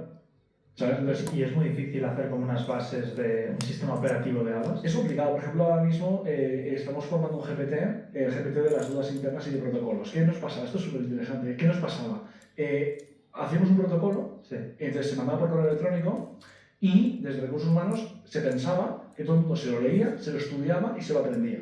Entonces, cuando tienes 15 protocolos o 20 protocolos de distintas cosas, la gente llega a un momento que no sabe ni lo que tiene que hacer. Entonces tenemos un GPT con todos los protocolos incorporados, entonces cuando alguien tiene alguna duda sobre el protocolo, le pregunta al GPT. Eso nos permite, primero, que nadie pueda decir no sé el protocolo, porque tienes un GPT que te responde, y segundo, no tienes que interrumpir a la persona de los protocolos para que te explique. Qué guapo. Pero esto, por ejemplo, a la hora de fijar protocolos, yo ya no estoy implicado, en la parte operativa no estoy implicado. En la selección de personal no estoy implicado, solo en los perfiles más directivos, por así decirlo. Pero la delegación es complicada, es difícil. Y a nivel de interrupción, claro, como hay trabajo que necesito estar en contacto con el equipo, pues me interrumpen sí o sí. O sea, es que no hay opción. Entonces, la parte creativa, tengo que bloquearme, yo creo que esa es la clave de bloquearte, pero yo soy de la opinión de bloquearte y no estar físicamente. Porque si estás físicamente aunque te bloquees, la gente o no lo entiende, o dice, oye, es nada, Marc, No, es pero un minuto. Sí, un minuto que es media hora. Hay que hacérselo entender, porque al final es lo que tú dices. Si estuviese con un cliente aquí en el despacho sentado, ¿vendrías a interrumpir porque está en Eso es lo que o no? Pero por ejemplo, con un compañero se, entre comillas, ofendió conmigo porque me dijo, tengo la sensación de que te molesto. Y digo, no me molestas, pero ahora mismo el cómo abordas la situación me molesta. Es decir, es sencillamente buscar un encuadre semanal para vernos a la semana en una frase. Ya está, o sea, no me molestas, lo que pasa es que si me dices, Marc, un minuto, me haces así, y yo digo, claro, decirte que no, me parece muy borde, porque igual es bien importante, igual se está quemando el edificio. Pero te entras y me cuentas algo que me puedes haber contado al día siguiente. No, y que entiendan que no es un minuto. Ya. Es que no es un minuto para ti. Pero para ti, has parado de hacer lo que hacías, te has de volver a concentrar y encima tienes la resaca de pensamiento de lo que te he dicho, que te afecta, que estás ahí dándole vueltas. Y que por cómo soy, cuando alguien me pica la puerta, le digo que pase. Es decir, mira, atiendo a todo el mundo, salvo que esté en un momento que digo, es que no puedo, o sea, estoy físicamente. A veces que tengo una llamada, me están esperando en una reunión y tienes un minuto. No tengo un minuto, o sea, de hecho me falta un minuto, ¿no? Es complicado. También te digo, creo que mi problema es que tengo demasiadas horas demandadas. Ya. O sea, tengo que hacer menos cosas. Y si hago menos cosas, las alejo. Pues ligando muchísimo con esto que estás comentando, yo llevo ya unas semanas, bueno, de hecho ya meses, que me estoy aplicando a rajatabla la regla del libro de Derek Sivers, que se llama Hell Yeah, que no sé si estáis familiarizados con ella, pero básicamente Hell Yeah es sí, por supuesto, ¿no? Entonces, lo que aboga el autor en ese libro es basar tus decisiones en si te entusiasman de verdad. Es decir, cada vez que te pregunten si quieres hacer algo, que solo digas que sí, solo te comprometas en el caso de que sea algo que te entusiasme de verdad y que te apetezca de verdad. Y en caso contrario, que no lo hagas. Entonces, esto te lleva a tener una racionalización mucho mejor en cuanto a la gestión de tu tiempo y la gestión de los proyectos que abordas y te hace ser mucho más eficiente. Porque ¿qué es lo que me ocurría a mí y que Mark te está riendo, que a ti también, bueno, a ti me consta que te pasa? Te puede llevar al paro también, No, pero la cosa con esto es que si a ti te proponen algo que, o sea, yo como lo estoy extendiendo, como lo estoy entendiendo, si te proponen algo que no es un hell yeah, en el sentido de que si tuvieras que hacerlo mañana o pasado mañana, dirías que no. Con Iberdrola, el sol puede hacer mucho más por ti. Si tienes placas, con el plan ahorro solar puedes compensar tus excedentes y acumular ahorro en tu batería virtual Solar Cloud sin coste adicional. Pero, claro, te excusas en no, tengo la agenda petada, entonces no cuenta. Si yo no digo que no voy a decir que sí mañana o pasado, tampoco te voy a decir que sí para dentro de un mes o dentro de 2 meses, porque pasa mucho de, oye, ¿qué te parece si en julio vamos a hacer este evento, te vienes, tal? Y es como, qué pereza, bueno, pero es julio. Venga, vale, apúntame, cuenta conmigo. Entonces, claro, te vas cargando la agenda de basurilla que luego verdaderamente no tenías ganas de hacer. Entonces, yo al final lo que pienso es, vale, si esto fuese la semana que viene, ¿iría o no iría? O diría que imposible, porque voy petadísimo de trabajo y demás, porque la cosa es que en julio tú no vas petadísimo de trabajo, pero lo estarás cuando llegue el momento. Entonces, más o menos voy haciendo esa analogía y de momento me está funcionando bien porque estoy, digamos, diciendo que no a muchas cosas y también lo aplico pues tanto a trabajo como a proyectos ya más individuales dentro del trabajo, reuniones con gente de, oye, esto nos está llevando a algo, tener esta reunión semanal todas las semanas cuando la mitad las estamos cancelando o luego no hay temas de conversación y perdemos el tiempo, porque si la respuesta es esto, pues tío, vamos a cancelarla, que nos hacemos un favor mutuamente. Entonces, no sé si no conocíais este libro. No, pero la sensación la tengo porque soy pecador y culpable de todos los cargos. Es decir, yo digo que sí a muchas cosas que en el momento me apetece y luego digo, ¿por qué? He dicho que sí, o sea, si voy petado de curro, ¿no? O sea, es pensar un poco en el lado del futuro, en el mar del futuro, ¿no? Es decir, bueno, hoy sí, pero igual cuando te toca hacerlo, vas a tope. ¿Y qué estás sacrificando, no? ¿Cuál es el coste de oportunidad que te come el aceptar esto? Yo es que mi problema es que como soy muy proactivo y me gusta ayudar y me gusta colaborar y tal, pues cuando me plantea algo, mi respuesta natural es decir que sí. Hay gente que la respuesta natural es decir que no. La mía es decir que sí. Entonces, tengo que hacer un ejercicio muy fuerte de pensar en el futuro, de decir, bueno, esto hay que hacerlo en septiembre, ¿no? ¿Vale? Y en septiembre yo tendré ganas de hacer esto. Y es difícil para mí. Por eso para mí yo creo que hacer el ejercicio mental de, imagínate que es mañana. ¿Por qué? Porque claro, ya por experiencia todos sabemos no hay momentos tranquilos en el año, o sea, hay momentos más estresantes, menos y demás, pero todos más o menos nos acabamos buscando la vida para encontrar 20.000 problemas y ocupaciones y cosas que hacer, ¿no? Entonces, al final, no es cierto que en el futuro vayas a tener lo mejor para hacer cualquier actividad, ¿no? Entonces, al final yo creo que la única manera es eso, hacer esa proyección de futuro, traértelo al presente y decir, vale, es que esto no me apetecería tanto hacerlo como para descolgar al teléfono y cancelar todas las cosas que tengo mañana por la mañana. Pero hay algunos planes que sí, y te sorprendes, en plan de, oye, si me estás proponiendo esto ahora, yo sí que llamaría y limpiaría toda mi agenda del día siguiente, ya me buscaría la vida porque es una cosa que me apetezca mucho. Entonces, haces bien comprometiéndote a eso. ¿Cuáles han sido las cosas a las que sí que has dicho que sí? Vale. Desde que haces esto. El proyecto hay 2 proyectos grandes a los que he dicho que sí porque me apetece mucho. Uno de ellos que todavía digamos que no puedo contar, que es con un conocido tuyo, Willy, socio tuyo, no lo hagas. Y el otro... ¿No hagas el proyecto o el proyecto no lo hagas. No lo hagas, vale, no lo hagamos. Y el segundo, al final voy a asumir un rol más importante en mi colaboración que hago con la empresa americana. Está basada fundamentalmente en colaboración con publishers y marcas en programas de creadores de contenido. Si queréis lo hablamos en otro episodio de eso y os cuento exactamente qué es lo que hago con ellos. Pero digamos que... Estaría bien después de 80 episodios. He dado saber en qué trabajan. El próximo, un episodio futuro os cuento exactamente todo. Y ahí has dicho que sí a más responsabilidad. Ha dicho que sí a más Vale, esto es fácil. Claro. Decir que no, aquí has dicho que decir que no. A 20.000 eventos y cosas. ¿Y cómo, por ejemplo, en un evento, cuál es tu respuesta? Por ejemplo, oye, Álvaro, vamos a grabar un podcast aquí nada, subimos a Andorra a grabarte. ¿Cómo dirías que no? No puedo, la niña. Vale, o sea, que mientes. O sea, no es decir, la niña, o tengo trabajo, o tengo que... O sea, es una excusa, no es un hell no. Claro, o sea, no, porque... No es un de coña. Ormozzi decía... No hago un gel no, hago solo el gel yes. La parte del gel no. Mi problema está en el gel no.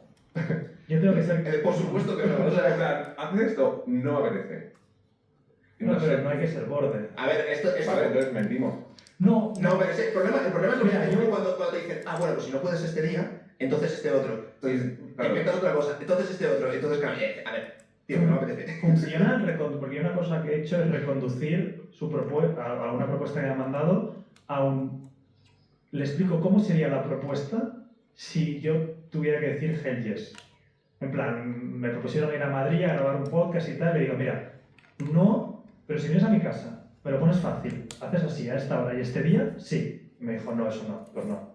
Yo normalmente... O sea, reconducir la propuesta, ¿cómo sería para mí un hell yes?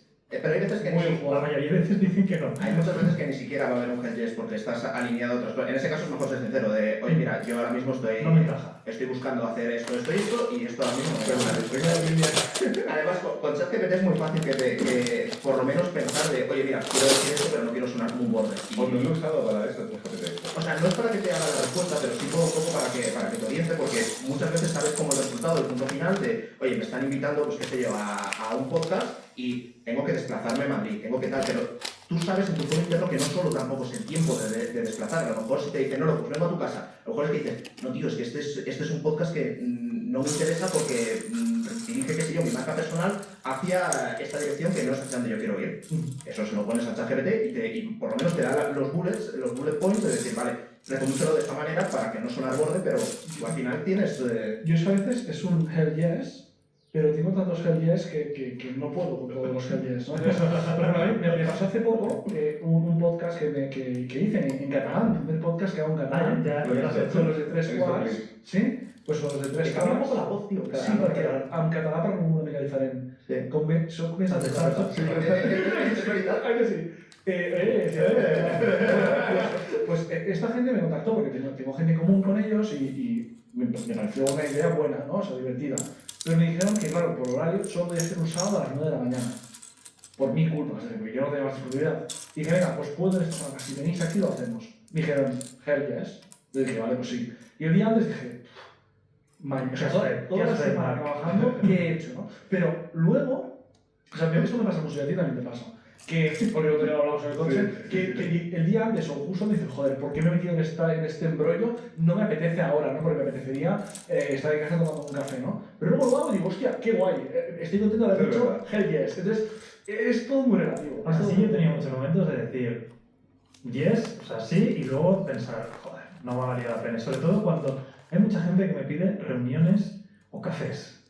Y como soy blando, acepto un montón de cafés y además porque en mi cabeza pienso, bueno, ¿y si conocer a esta persona en un futuro? No, pero ahí tienes que reconducirles. Yo, de hecho, llegando aquí, estando dentro de tu casa, me han propuesto un café y he dicho, no, pero mira, hacemos un Zoom, sí que puedo. Pero... ¿Estás buscando un coche de segunda mano? Autogiro tiene las mejores ofertas para ti. Por ejemplo, este Seat León desde 10.100 euros. O este Dacia Sandero. No, también, o sea, a mí el Zoom me rompe, tío. Mi trabajo, Claro, más te rompe coger el coche y llegar al sitio, tomar un café, que no tomo café. No, yo directamente no tomo café. No sabes el tiempo, o sea, sabes a la hora que empieza, pero... Lo que he pensado, o sea, he pensado en aglutinar los cafés y hacer como una vez al mes la fiesta de UG. Como sabes las partidas de ajedrez simultáneas, Gente que ni se conozca, ¿sabes? ¿sabes las partidas de ajedrez simultáneas? Hola, ¿qué tal? Sí, claro. No, pero Speed dating. yo lo que hago ahora, yo ahora reconduzco la pasarela de PayPal. Porque es una forma de monetizar también, porque al final digo, hombre, ¿me quieres contar algo? Vale, guay, pero es que mi tiempo es súper limitado. Y no es un hell no, es un hell yes, pero es que necesito filtrar. Digo, no sé cómo filtrar, pongo un precio. Es una forma de ¿no? Es que yo ni por precio, tío. A mí es algo que me... O sea, yo sé lo que tengo que hacer. Yo sé que si le dedico al día mínimo 4 horas a ese trabajo creativo, mi vida avanza. Porque las veces que lo he hecho y me he encerrado en modo monje, es cuando me he mejor. Pero que no es modo monje, nada más son 4 horas, o sea que esto es todas las mañanas de ponerte y... Exacto, sí, pero... Monje part-time. Pero ya está, o sea, ya tenemos lo spicy. El viernes ya es mañana spicy también. Hay otras responsabilidades. Son 2 horas a la semana. Sí, pero... Sí, a un huevo. Hasta las 2 horas del viernes por la mañana. Las 2 horas de crédito de Spicy, ya, el lunes ya te las has comido, ¿vale? Totalmente. Y sobre todo esto lo hice para proyectos nuevos, que esto es una cosa que yo sí que me hice mucho hincapié. El objeto del Shiny Syndrome Object, que cada vez que sale algo nuevo, yo que tengo creo que déficit de atención, mi mente se va a lo nuevo. Y el Hell Yes me ha ido mucho a decir, tío, no, o sea, no puedes empezar esta cosa nueva, aunque mole mucho, vuelve a tu proyecto principal y dale caña a eso. Si tienes déficit de atención, esto te va a interesar. Y es que es una aplicación que lo está petando muchísimo y es para hackear tu mente para estar 100% concentrado. Y esto empieza hace unos 10 años, cuando había un estudiante que tenía TDAH, déficit de atención, y le costaba concentrarse. Estaba en la universidad y no había forma. Y había probado de todo. Había probado sonidos lo-fi, sonidos de lluvia... no sé si la parte de drogas o no, para concentrarse, pero él quería algo más natural. Y no encontraba nada. Imagino que a mucha gente le habrá pasado esto, que no consigue encontrar este foco. Y como había probado todo, de repente, en internet, en 2013-2014, encuentra en un foro un programa que había hecho un tipo que llevaba como 10 años, que era sonidista, pero por el mismo modo de autodidacta, y había creado un software que lo utilizaban medios psicólogos y gente como ultra friki del sector, y más o menos funcionaba. Y él se lo puso y entró en un modo como de ultra instinto en el que... ¿Son sonidos solo? Son sonidos. Había probado sonidos de neuronales y mil formas de probar, pero este sonido, hecho con ciencia, que este tipo era un científico, le hackeó y entró en un modo en que podía estudiar perfectamente, tenía la opción de poder elegir a qué dedicarle el foco y no se lo creía. Entonces lo primero que hizo fue, oye, tienes un software que es putrísimo y no lo conoce nadie, esto tiene que conocerlo el mundo. Entonces fue, habló con él y consiguió convencerle. Y tiene una aplicación para móvil y una aplicación primero de escritorio incluso. Vale, esto es la leche y tiene que conocer más gente, conocerlo más bonito porque ahora mismo esto no tiene ningún sentido. Y era algo para enfocarse y sobre todo tener esta especie de música que a mucha gente le gusta ponerse de fondo mientras estás haciendo alguna tarea en concreto, o estás programando, o mails o lo que sea, que está de fondo pero te ayuda a concentrarte. Lo que hizo fue convencerle, finalmente dijo que sí el experto, que se llamaba Adam Hewitt, y el primero se llamaba Kamaldi, que fue el estudiante que se metió con todo esto y le flipaba. Entre los dos montaron la empresa, que se llama Brain FM, es decir, como una radio para tu cerebro. De hecho, igual puedes hacer un corte y meter un poco de música, de sonido. Bueno, sí, no pasa nada porque si estás conduciendo te concentrarás más en la carretera, o sea, no hay problema. Ya. Vale, si no hemos puesto nada es que lo hemos tenido que cortar porque había copyright o porque no se podía, pero básicamente imaginaos unos beats como si fuese como lo-fi de algo que no es de fondo y ya está, no te molesta. Yo lo he escuchado y más. Pero ahora os voy a explicar porque ellos se juntaron y dijeron, vale, no tenemos dinero, tenemos un producto que es espectacular, que a mucha gente le puede ocurrir. Tengo un producto que es la leche, pero ¿cómo empiezo? No tengo dinero para el marketing. Y no levantaron dinero y lo que hicieron fue irse y hicieron dos estrategias. La primera fue una AppSumo, que es una aplicación donde está hecha para empresas que están empezando o hay super ofertas del sector tecnológico. Por ejemplo, tienes una empresa y tienes ahí una super oferta porque necesitas clientes, vas allí y puedes encontrar un montón de ofertas que esto lo empezó el Noah Kagan y el modelo de negocio. Yo alguna vez estoy pensando en replicarlo en habla hispana, pero aquí no hay tanta oferta de producto. Básicamente lo que hacen es, si tú sacas un software al mercado, normalmente es una suscripción. Pero como muchas veces estos softwares lo que necesitan son primeros clientes para conseguir testimonios, feedback y ir validando el producto, contactan con AppSumo, que tiene una lista de empresas interesadas en este tipo de ofertas.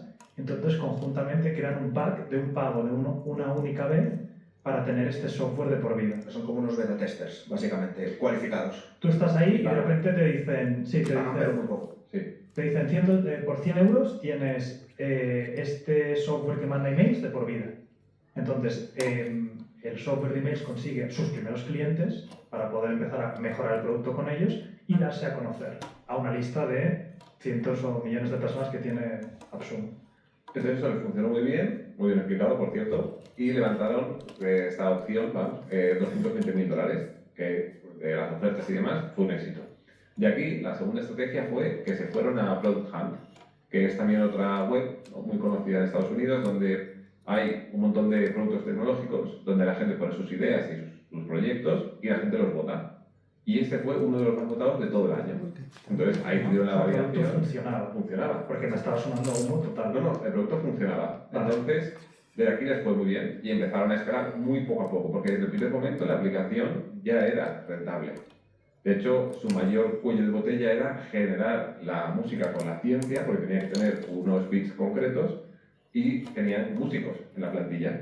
Pero esto tuvieron que hacerlo y poco a poco iban nutriendo todo lo que viene siendo la aplicación con diferentes sonidos para que te pudieras enfocar. Pero una pregunta, si fabricas un solo sonido, ya tienes el Sí, no, la gente con el mismo sonido se aburría. Vale, entonces, de hecho, en YouTube tienen varios gratis que son media hora y te pone nivel de concentración. Y pone 2 de 3, medio, alto. O sea, como que tiene un poco de... Me está costando, porque yo tengo déficit de atención y pruebo muchos sonidos y donde haya un refrén... Explícanoslo en la newsletter. Lo voy a probar, porque realmente a mí me cuesta muchísimo. Pues ellos empezaron a probar y luego dijeron, a ver, hay gente que se quiere concentrar y hay gente que solamente quiere relajarse, meditar, dormir, entonces ampliaron todo el abanico y ya en 2020 empezaron a meter IA. Dijeron, vale, siempre hay que hacerlo más o menos igual, tenemos unos parámetros y podemos empezar a tener música mucho más rápido y por eso podían tener diferentes categorías dentro de la aplicación. Despidieron a los músicos. Igual dejaron a alguno. De repente, en este momento en el que les iba todo muy bien y tenían unos ingresos anuales recurrentes de 1 millón y pico, todavía sin haber levantado prácticamente ronda, alguna caso puntual, pero muy pequeñito, de repente el tipo, Kalmadi, que era el estudiante que había liado a todos, se quema. Un momento, se llama Kalmadi. Con Calmadito. Perdón, he perdido un poco la música. Keep Kalmadi, No había caído. Pues este tío de repente se quema y dice, no puedo más. Pasó a llamarse Kalmadi.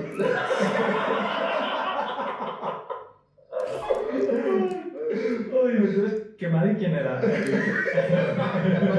Está Kalmadi, que es el estudiante, y... El estudiante se quema. Se quema. La atención no le... Claro. Demasiado tiempo con una cosa. Y al otro tipo, que es el Adam Hemingway, que era el músico científico. ¿Sabes qué relaja más que ver la hierba verde moverse lentamente? Saber que tu tarifa de luz... Le deja ahí liado. Y dice, vale, ¿qué ha ocurrido aquí? Y resulta que había un tío que les escribía, porque tenía una plantilla de unos 10 empleados nada más, con esto era suficiente. Había un tipo que cada semana les escribía, durante meses, un super fan. Y decía, yo quiero trabajar, aunque sea gratis, eso me flipa. Pues le acabaron cogiendo un poco para que se callase. Y de repente ese tipo, al cabo de unos meses, acabó siendo el CEO. Hostia. Y sustituye a Kalmadi. El Pesadi. Y este, lo primero que dice, necesitamos más evidencia científica. Me gusta. Entonces hicieron un estudio con un investigador de la leche, salieron en la revista Nature, del grupo Nature, que era un grupo que tiene mucha reputación y les valida que lo que hacen funciona. A la gente como Full autoridad. Full autoridad. Además, lo que hicieron fue ser el partner oficial del equipo de lucha de Estados Unidos y ellos mismos decían que lo utilizaban para concentrarse antes de los entrenamientos y antes de los combates. Vale. Y aquí con esto ya les va muy bien. Pues yo hubiera patrocinado a un equipo de estudiantes de competición de físicos, ¿no? Más que luchadores. Bueno, igual estaba... Ajedrez. Aquí la pregunta es si esa autoridad que obtienen afecta a la sugestión del cliente. O sea, tú te pones Seguro. la música, ¿no? Entonces, si tú sabes que está refutado científicamente y que fulanito lo dice que va, Era justo para evitar el efecto placebo. Ah, para evitar el efecto placebo. Dijeron, bueno, porque se lo daban a gente que no sabía que estaba escuchando esto. Hombre, las conversiones seguro que las aumentan, porque yo veo que hay realmente un estudio detrás de gente reputada que ha dicho que sí, y yo que soy muy escéptico, me lo creería más. Pues mira, no es sponsor ni nada, está por 9,99 dólares al mes. O si compras, te sale creo que son $70 al mes, al año. Buena oferta. ¿Y su marketing cómo Si tiras un dado... Buah, sería la polla. Justo para el cerebro de él. Entonces, su marketing es realmente horroroso, la verdad, y en TikTok lo hacen realmente mal y tienen en YouTube, de repente una vez al año, suben 30 minutos de una prueba. Porque de esta forma se han puesto en una especie de categoría, han hecho marketing, por ejemplo, con la competencia de Spotify, que es Tidal. Han hecho una especie de playlist donde están canciones suyas, muy limitadas, pero ellos no hacen música, no tienen música para el resto de gente. Lo que se han puesto en una categoría de música con eficiencia, entonces con una propuesta, con un objetivo. Entonces tú lo puedes poner para meditar, para dormir, que a mucha gente le gusta dormir y necesita una música especial. Que y esta música tiene copyright, porque se me ocurre si son malos en marketing. Lo veremos en el episodio. Porque si son malos en marketing y tú eres bueno en marketing, se me ocurren 1000 anuncios para hacer de este tema. En plan, tienes déficit de atención, que es el 80%, o incluso un test. Descubre si tienes déficit de atención. Y si el test te sale, aquí está tu app. ¿Te van a contratar? No hace falta. Gracias. Hell no. Yo solo quería la música. Quiero concentrarme. Ellos tienen el objetivo y están ahora en la siguiente fase, que ya tienen unos 3 o 4 millones de ARR. Lo que están haciendo ahora es pasar a hackear más partes. Es decir, quieren que te puedas hackear de forma sensorial o con el tacto, para que de alguna forma, cuando a ti no te apetezca hacer algo, lo puedes hacer mejor. Y es su siguiente ¿Cómo te objetivo. van a hackear sensorialmente? No sé, igual con un olfato especial o con... Una vela. No lo sé. Eso ya se inventó con el látigo de 7 púas. Te da una mano que te da un calambre. Exacto. Cada vez que te desconcentra. Pero qué guapo, o sea, a ver, yo aquí veo un arbitraje claro, que el que nos está escuchando y quiere llevárselo a otro mercado, España, Latinoamérica, seguramente no han llegado ahí y se me ocurren 1000 estrategias de marketing. Pero lo difícil es tener buen producto y tener la cosa que funcione. Pero no tanto, porque han tenido que revelar cómo funciona ese buen producto, porque si han hecho un artículo científico será porque la música con determinada frecuencia en ondas de no sé qué, bla, bla, bla, bla, bla, que estará todo en el artículo, estará ahí explicado qué es lo que funciona y qué es lo que no funciona. Y una vez que sabes eso, si desde el punto de vista de marketing no has conseguido consolidar una buena marca, entonces están jodidos, porque tú puedes replicar exactamente lo mismo, decirle a una IA, oye, mira, estos son los artículos en los que se basa esta música, entonces... No puedes patentar, porque lo que va por debajo...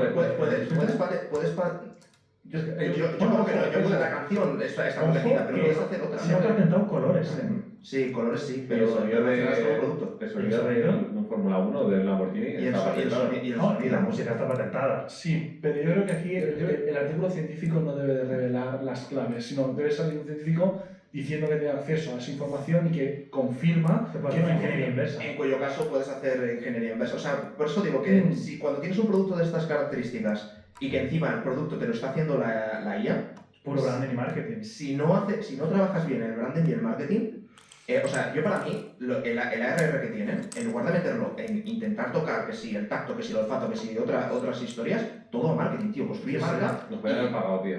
Marketing influencer. Nos pueden haber pagado el episodio. Cuando digas la marca, ponemos pip y lo hacemos nosotros. No, ya lo he dicho antes. Pip. No, pero que lo haga algún seguidor, si al final la idea es que se inspiren. ¿No? Ahí lo dejamos, aportando valor. Sumando. Pues esto del TDAH no sé si funcionará tan bien como dicen o no, pero lo que sí que os puedo decir es que yo he conseguido en mi empresa ahorrarme 20.000 euros de IVA, que no tenemos que pagar, o por lo menos no tenemos que pagar aún, y simplemente por saber un poquito de contabilidad, que antes lo hablábamos justamente, de lo importante que son los auditores y la contabilidad.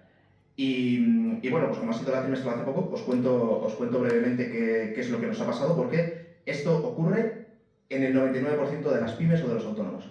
Porque es algo que hasta que no alcanzas un tamaño más grande, es algo muy relevante y que te puede llevar a la quiebra. De hecho, si no lo haces bien, o a tomar malas decisiones por no tener una contabilidad que te esté reflejando pues, esa imagen fiel de cómo está yendo el negocio. Entonces, caso real, yo después del evento de la quinta silla, no sé si os acordáis que hicimos en Madrid, estuvimos el penúltimo fin de semana de marzo, y luego yo me quedé en Madrid, de hecho falté en un episodio de podcast, y me quedé porque tenía un evento en Zamora el fin de semana siguiente, que era el fin de semana del 28 al 30 de marzo, ¿vale? Entonces, con la empresa americana también tenemos una vertical que es agencia de marketing, ¿vale? Y una de las cosas que hacemos es eventos. Entonces, estábamos haciendo ese evento y por la simplificación un poco de los números para la audiencia, vamos a entender que teníamos contratado pues, la prestación de unos servicios dentro de ese evento 28, 29, 30 de marzo por 100.000 euros. ¿Vale? Con lo cual tendríamos 21.000 euros de IVA que nos iban a pagar y que es un IVA que tenemos que luego ingresar a Hacienda. ¿Vale? 20.000 es 21.000, pero vamos a tomar con 20.000, ¿vale? Entonces, ¿qué es lo que hubiese pasado o qué es lo que pasa en cualquier empresa normal y corriente? Tú tienes este evento, prestas ahí el servicio. Nosotros para prestar el servicio tenemos que comprar y pagar a ciertos proveedores y realizar un poco la labor de intermediación. Pongámosle que 75.000 de los 100, los 75.000 nos los vamos a gastar en costes para poder llevar a cabo el evento y nuestro margen son 25. ¿Vale? Entonces, esos costes tienen 15.000 euros de IVA que en teoría se van a compensar con los 20.000 y yo al final le tendré que pagar a Hacienda 5.000 de IVA. Vale, ¿qué es lo que ocurre en el 99% de las empresas? Llegas el lunes, el 31, y dices, vale, perfecto, hemos hecho el evento, qué genial, emitimos la factura de, oye, toma mis 100.000 euros más IVA, págame, y mando un correíto a todos los proveedores que yo he contratado de decir, oye, estos son mis datos de facturación, muchas gracias por los servicios, los hemos sacado en el evento, bla, bla, bla, qué bien, todo muy bien, estos son mis detalles de facturación, mándame la factura para que te la pague. Greenpeace está en peligro. La empresa Energy Transfer nos ha demandado por protestar contra un oleoducto que querían construir en Dakota. Nos acusan de liderar las manifestaciones que surgieron del... ¿Vale? Esto es lo que ocurriría en cualquier empresa. Y apagas el ordenador y te vas jornada laboral completa.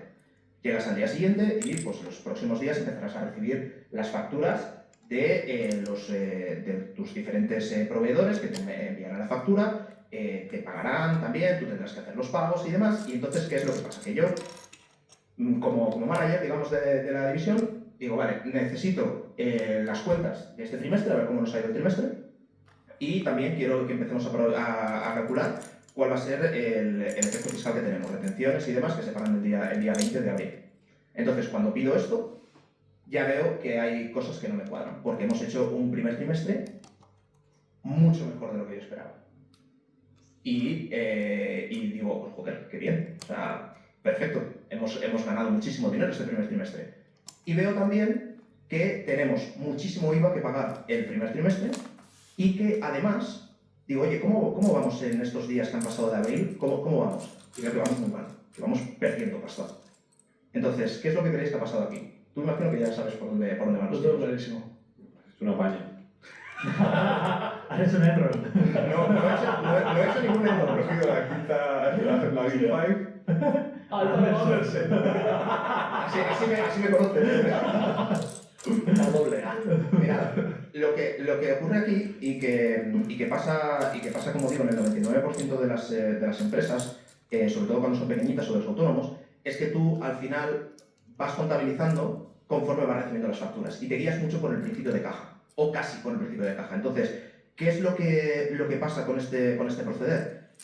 Que tú has emitido una factura el día 31, el servicio lo has prestado el día 28, 29 y 30, y luego los proveedores, los costes, te están entrando a partir del día 1 de abril, porque te están emitiendo facturas conforme al día 1 de abril. Con lo cual, yo tengo que mis ingresos por ese evento han entrado el 31 de marzo, es decir, el primer trimestre. Esto ha sido muy loco, porque ha caído justo. Normalmente no se nota, pero en este caso yo me di cuenta. Entonces, claro, todos los ingresos me los has imputado el primer trimestre, 100.000 de ingresos, pero luego los 75.000 de gasto que van asociados a esos ingresos, me los estás metiendo las primeras semanas, los primeros días de abril, que es cuando vamos recibiendo las facturas.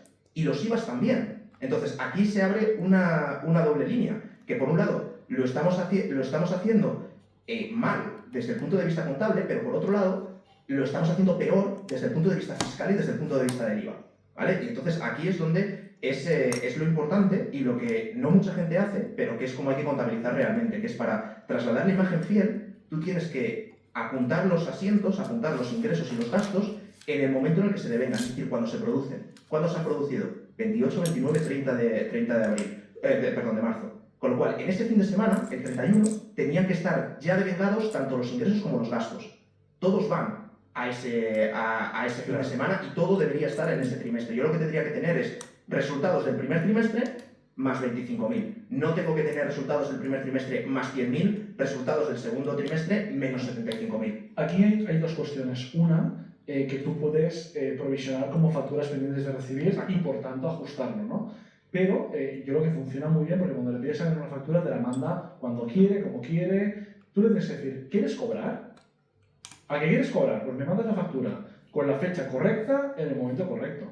Claro. Y la gente cuando Tienes el pulso además. Claro, si tú pagas un servicio y luego le pides una factura a un proveedor, buena suerte, depende del proveedor, hay gente seria, pero mucha gente no te lo pasa. Entonces, para mí la clave aquí es que tú le pidas a tu proveedor la factura con la fecha correcta y en el momento correcto. O sea, es que... ¿Qué es lo que pasa aquí? Y es lo que digo que cualquier pyme, cualquier autónomo, normalmente vas tirando digamos, vas metiendo las cosas cuando te van llegando las facturas y no te complicas mucho. De hecho, nosotros usamos en la contabilidad, la gestoría no sé qué usa, pero nosotros usamos Holded para la nuestra interna. En Holded no está tampoco muy fácil o muy accesible provisionar y anotar asientos que vayan con cargo a la cuenta de facturas pendientes de recibir o facturas pendientes, ¿no? Pero se puede hacer.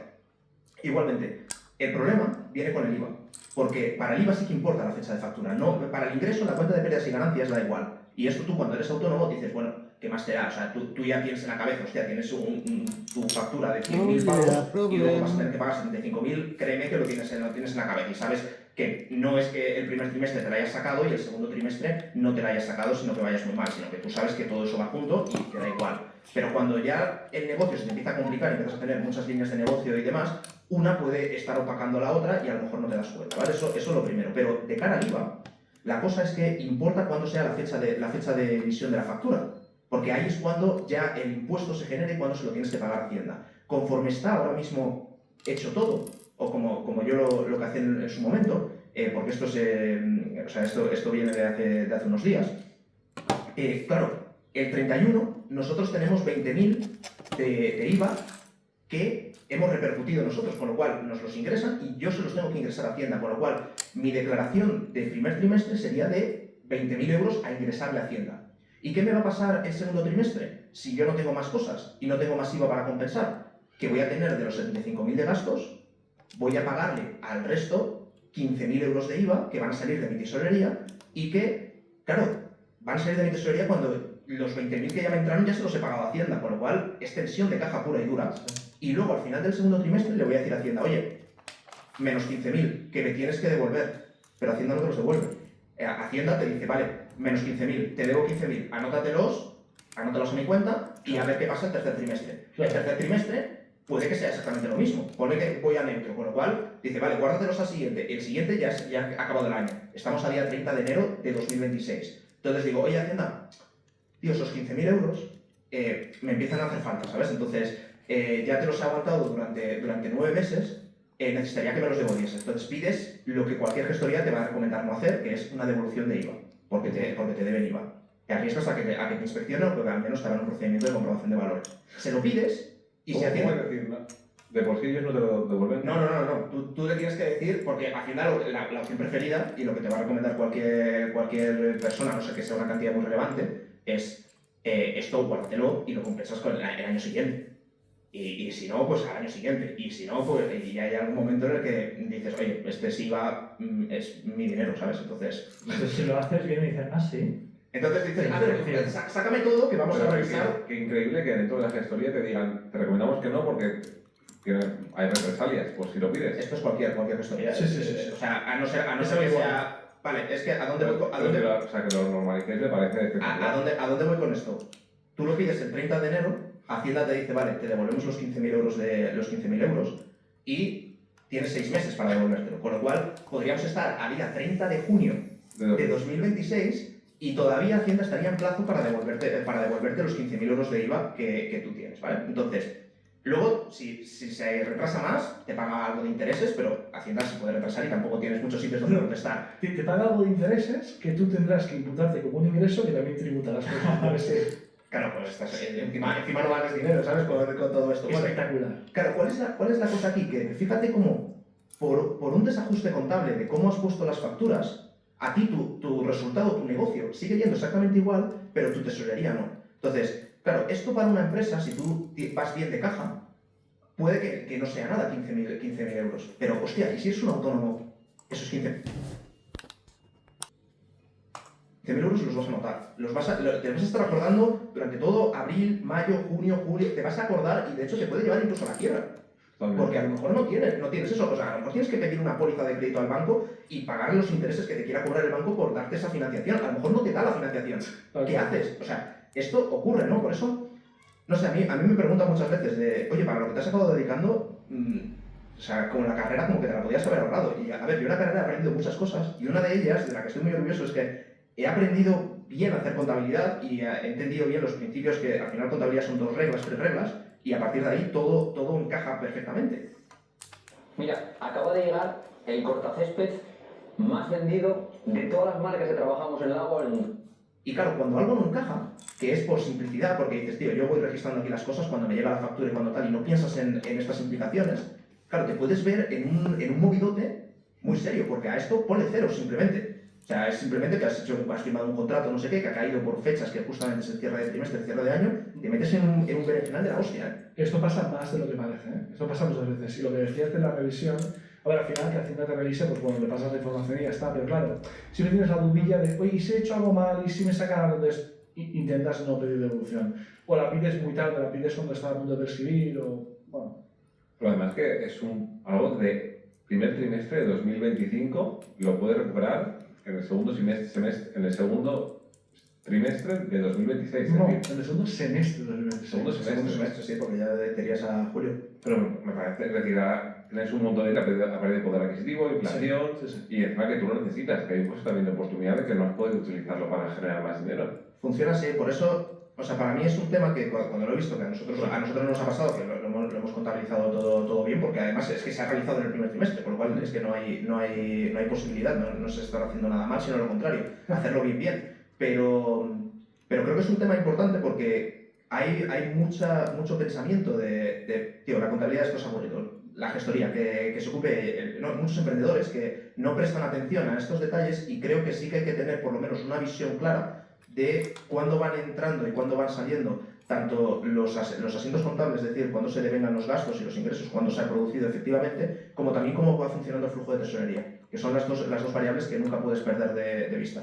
Es curioso porque además el tema de la compensación, los intereses de demora de la administración, que es un ingreso sujeto a tributación, que podrían decirte, mira, como es una compensación, pues que no tributen, no tienen que tributar, pero no solo eso, sino que para la persona física había una duda hacía años de si eso se declaraba en la base del ahorro, es decir, entre el 19 y el 30% como un interés que te paga el banco, o se declaraba en la base general, es decir, hasta el 50%. Claro, un interés en principio va a la base del ahorro. Pues ha salido el Supremo diciendo que no, que los intereses de demora que te paga la administración, como tienen naturaleza indemnizatoria, van a la base general. Luego te pagan un 3% de mierda y te quitan la mitad. No sé, a ver. ¿Esto es real? Sí, hostia, claro. Vale, espérate. Yo, por ejemplo, tengo mis inspecciones con Hacienda, sí. Les doy 1 millón de euros. Correcto. Que es, bueno, es más, en realidad. Les doy 1 millón de euros. Yo me quedo sin poder invertir ese 1 millón de euros para que le sacaría. Ponle un 5. Sí, o un 4. O un 4, ¿vale? Igual bonos del tesoro. Sí, sí. Vale, ellos me van a pagar. ¿Cuánto es? ¿Un 2,5%? Un 3%, sí. y tengo que pagar yo... Claro, cuando tú recuperes ese 3%... ¡Wow! Sí, qué bien jugado, ¿eh? Bueno, en tu caso tienes la suerte de ser no residente, a priori, es algo que... Bueno, es verdad es el objeto del litigio, pero si eres residente en España, del interés que te están pagando, ese interés viene a batir la inflación. Es decir, te están devolviendo exactamente el mismo dinero que tú pagaste por adelantado injustamente. Y aún así te hacen tributar, y no la base de ahorro, no, la base general. O sea, es un atropello... Sabiendo esto, abren pocas inspecciones. Muy claro. Me refiero que tendrían que abrir más porque es dinero gratis. Sí, sí, absolutamente. ¿No? Es Sí, decir, sí, sí. Y la cosa es que cada impuesto además va separado, entonces cuando llegue el siguiente trimestre que dices, vale, Hacienda me debe 15.000 de IVA, ¿vale? Pero yo ahora te tengo que ingresar, que sé yo, de las retenciones de los trabajadores de IRPF, te voy a tener que ingresar 15.000. Yo, eres lo mismo, pues tira de estos 15.000 y así yo no te tengo que pagar estos otros y más o menos vamos compensados. Dice, no, IRPF y retenciones es una cosa, esto es otra. Y macho, ¿esto ocurre en todos los países?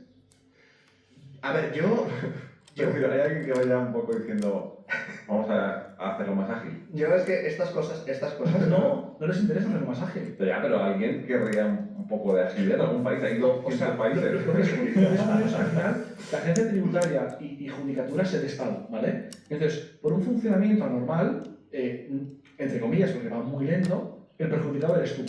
Y cuando te compensan, encima te quitan la mitad. Pues al final... Pero por qué no te compensan la mitad directamente. Es lo que me da igual.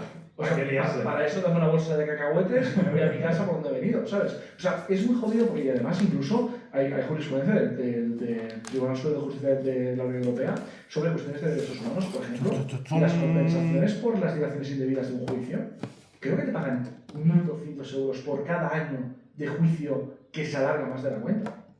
O sea, una vulneración de derecho fundamental, que es el de un juicio, el derecho a la jurisdicción, un juicio justo y de una durada razonable, la vulneración de este derecho fundamental son 1.200 euros al año. O sea, es ridículo. Es ridículo. Y ahora que se está cayendo la cabeza, imaginaos a mí explicándoles todas estas mierdas a los americanos, ¿sabes? Que al final, mira, a ver, ha pasado esto, que no es malo, es el funcionamiento normal y usual de cómo funciona esto. O sea, it is not a problem.